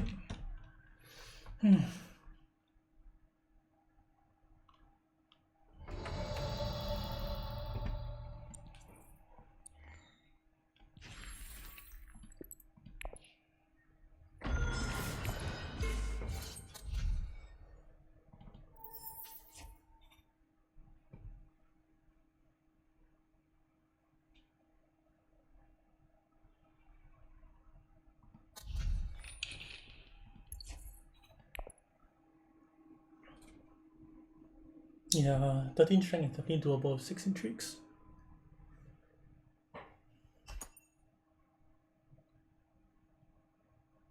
I misplayed this. Oh, I should have just got to 10.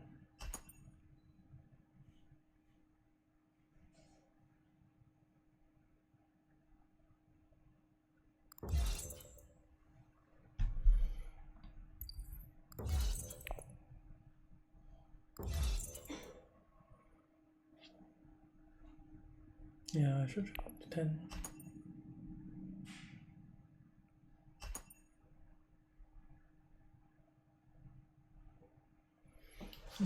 This was a mistake. I should have just got to 10 and then end the game. It's really...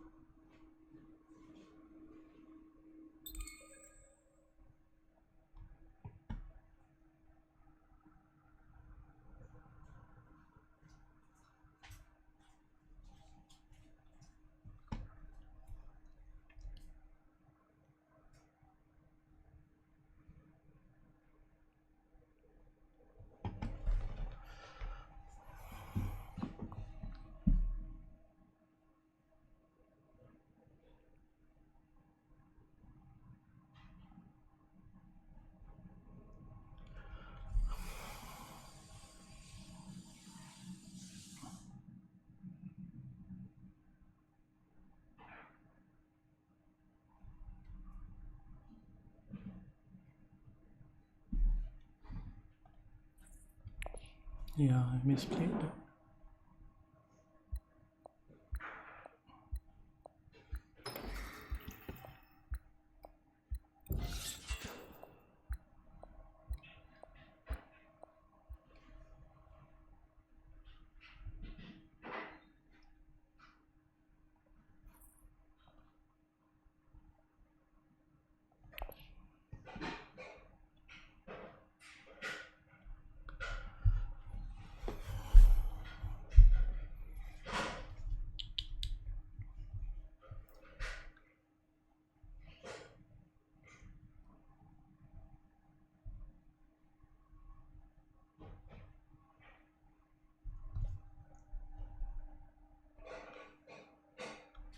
You get the 10 points now. I need to get 11 or something.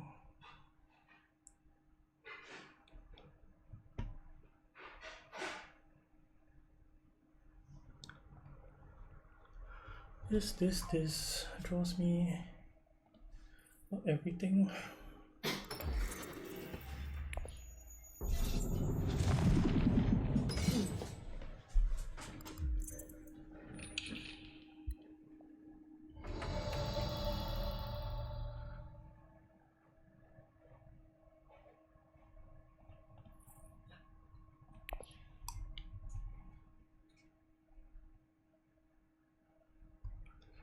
Get 1 point, 2 points.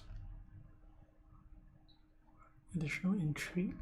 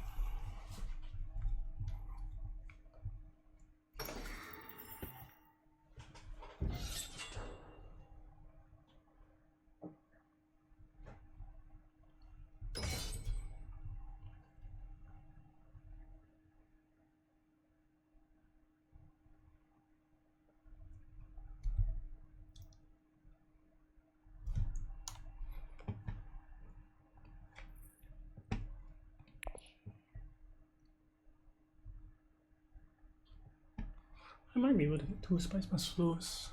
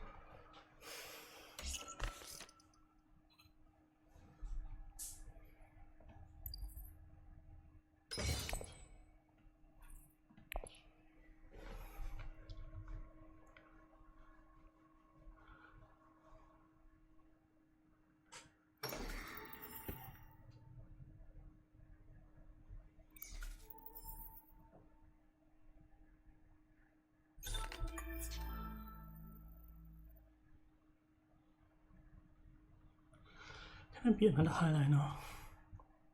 15 strength.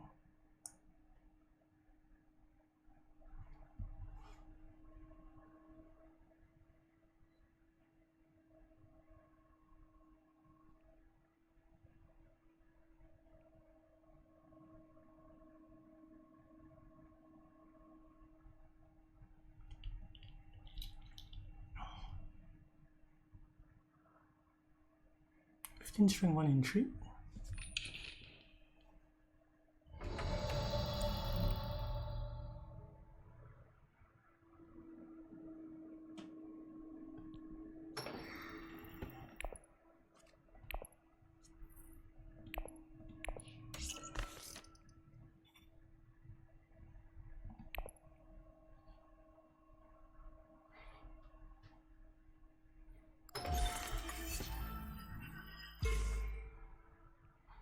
This is another point as well.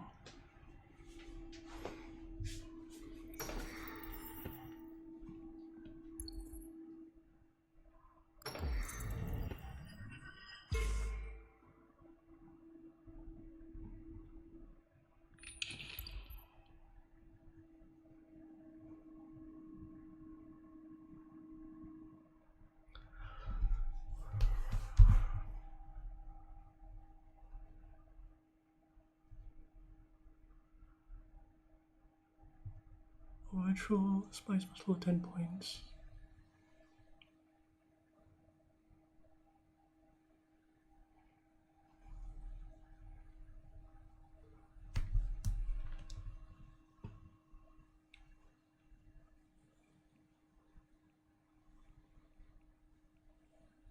I think I pick up Desert Survival here so I can draw into it.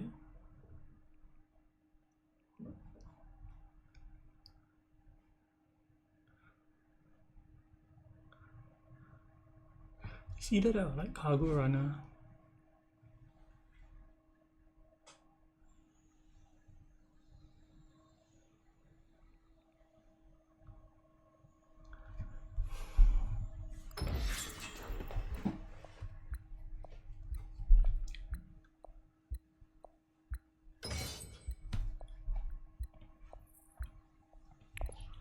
Yeah, buy 2 spice must flows probably.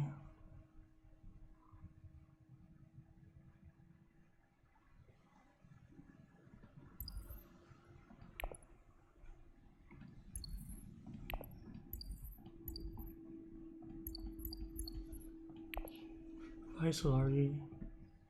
It's either that or... Yeah, he goes Highliner here, right?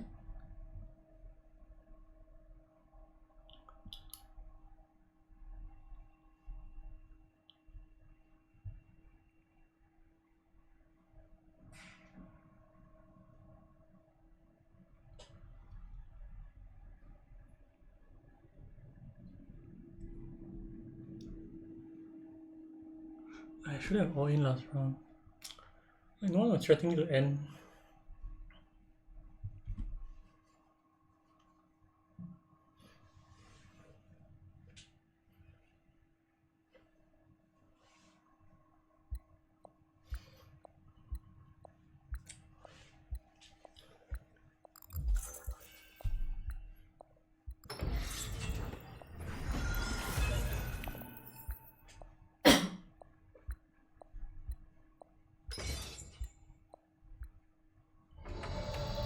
Can I beat this?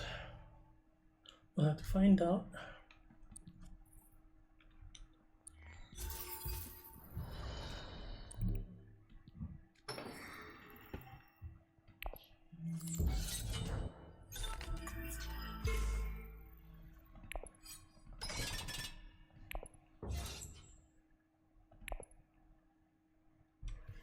I'm not sure if I could have picked up something to go undercover assets, but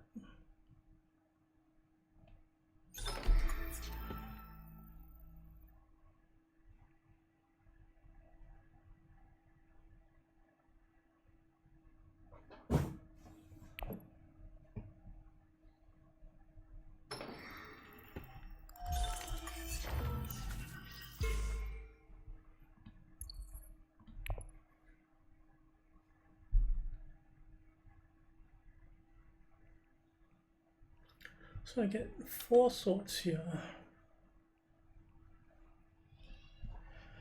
which isn't enough.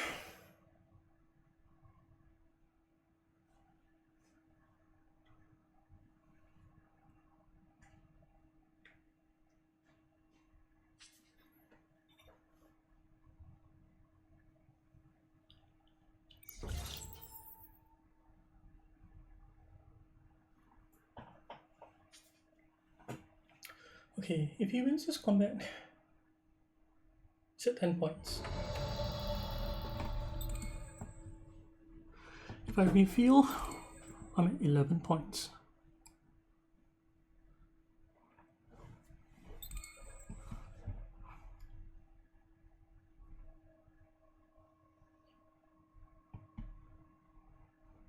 Then I win on tiebreakers, right? I don't care if he wins. Even if he has a match.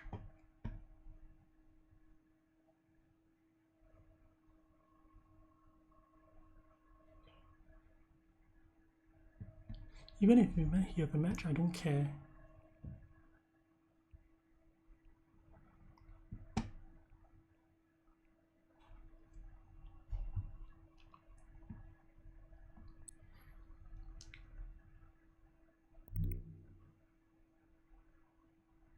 Yeah, even if he has a match, I don't care.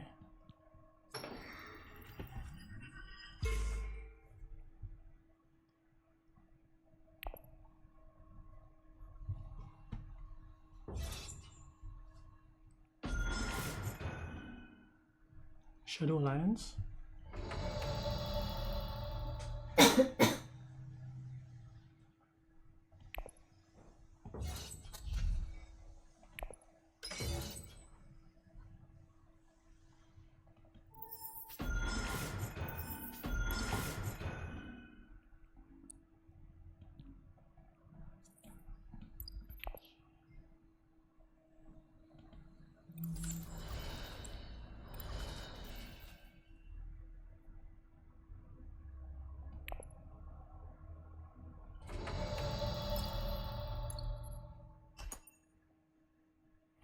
Unless he has Shadow Alliance and some other point. He needs 3 points.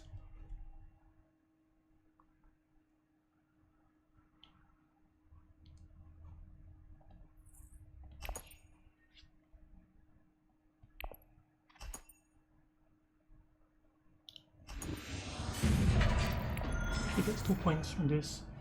Oh, then does he have a match in hand? Oh, I forgot about that.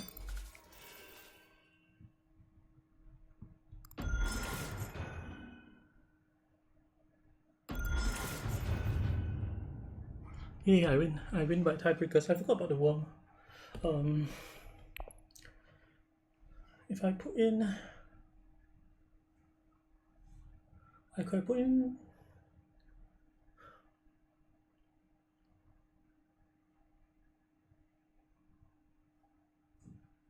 Yeah, I could put in 6 more strength. I could have taken down this combat and cash in with 2 points.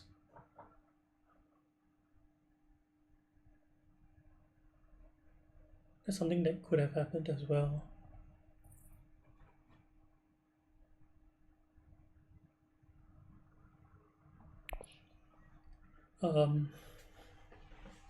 Yeah, I mean I misplayed the previous round. And if you had combat intrigues,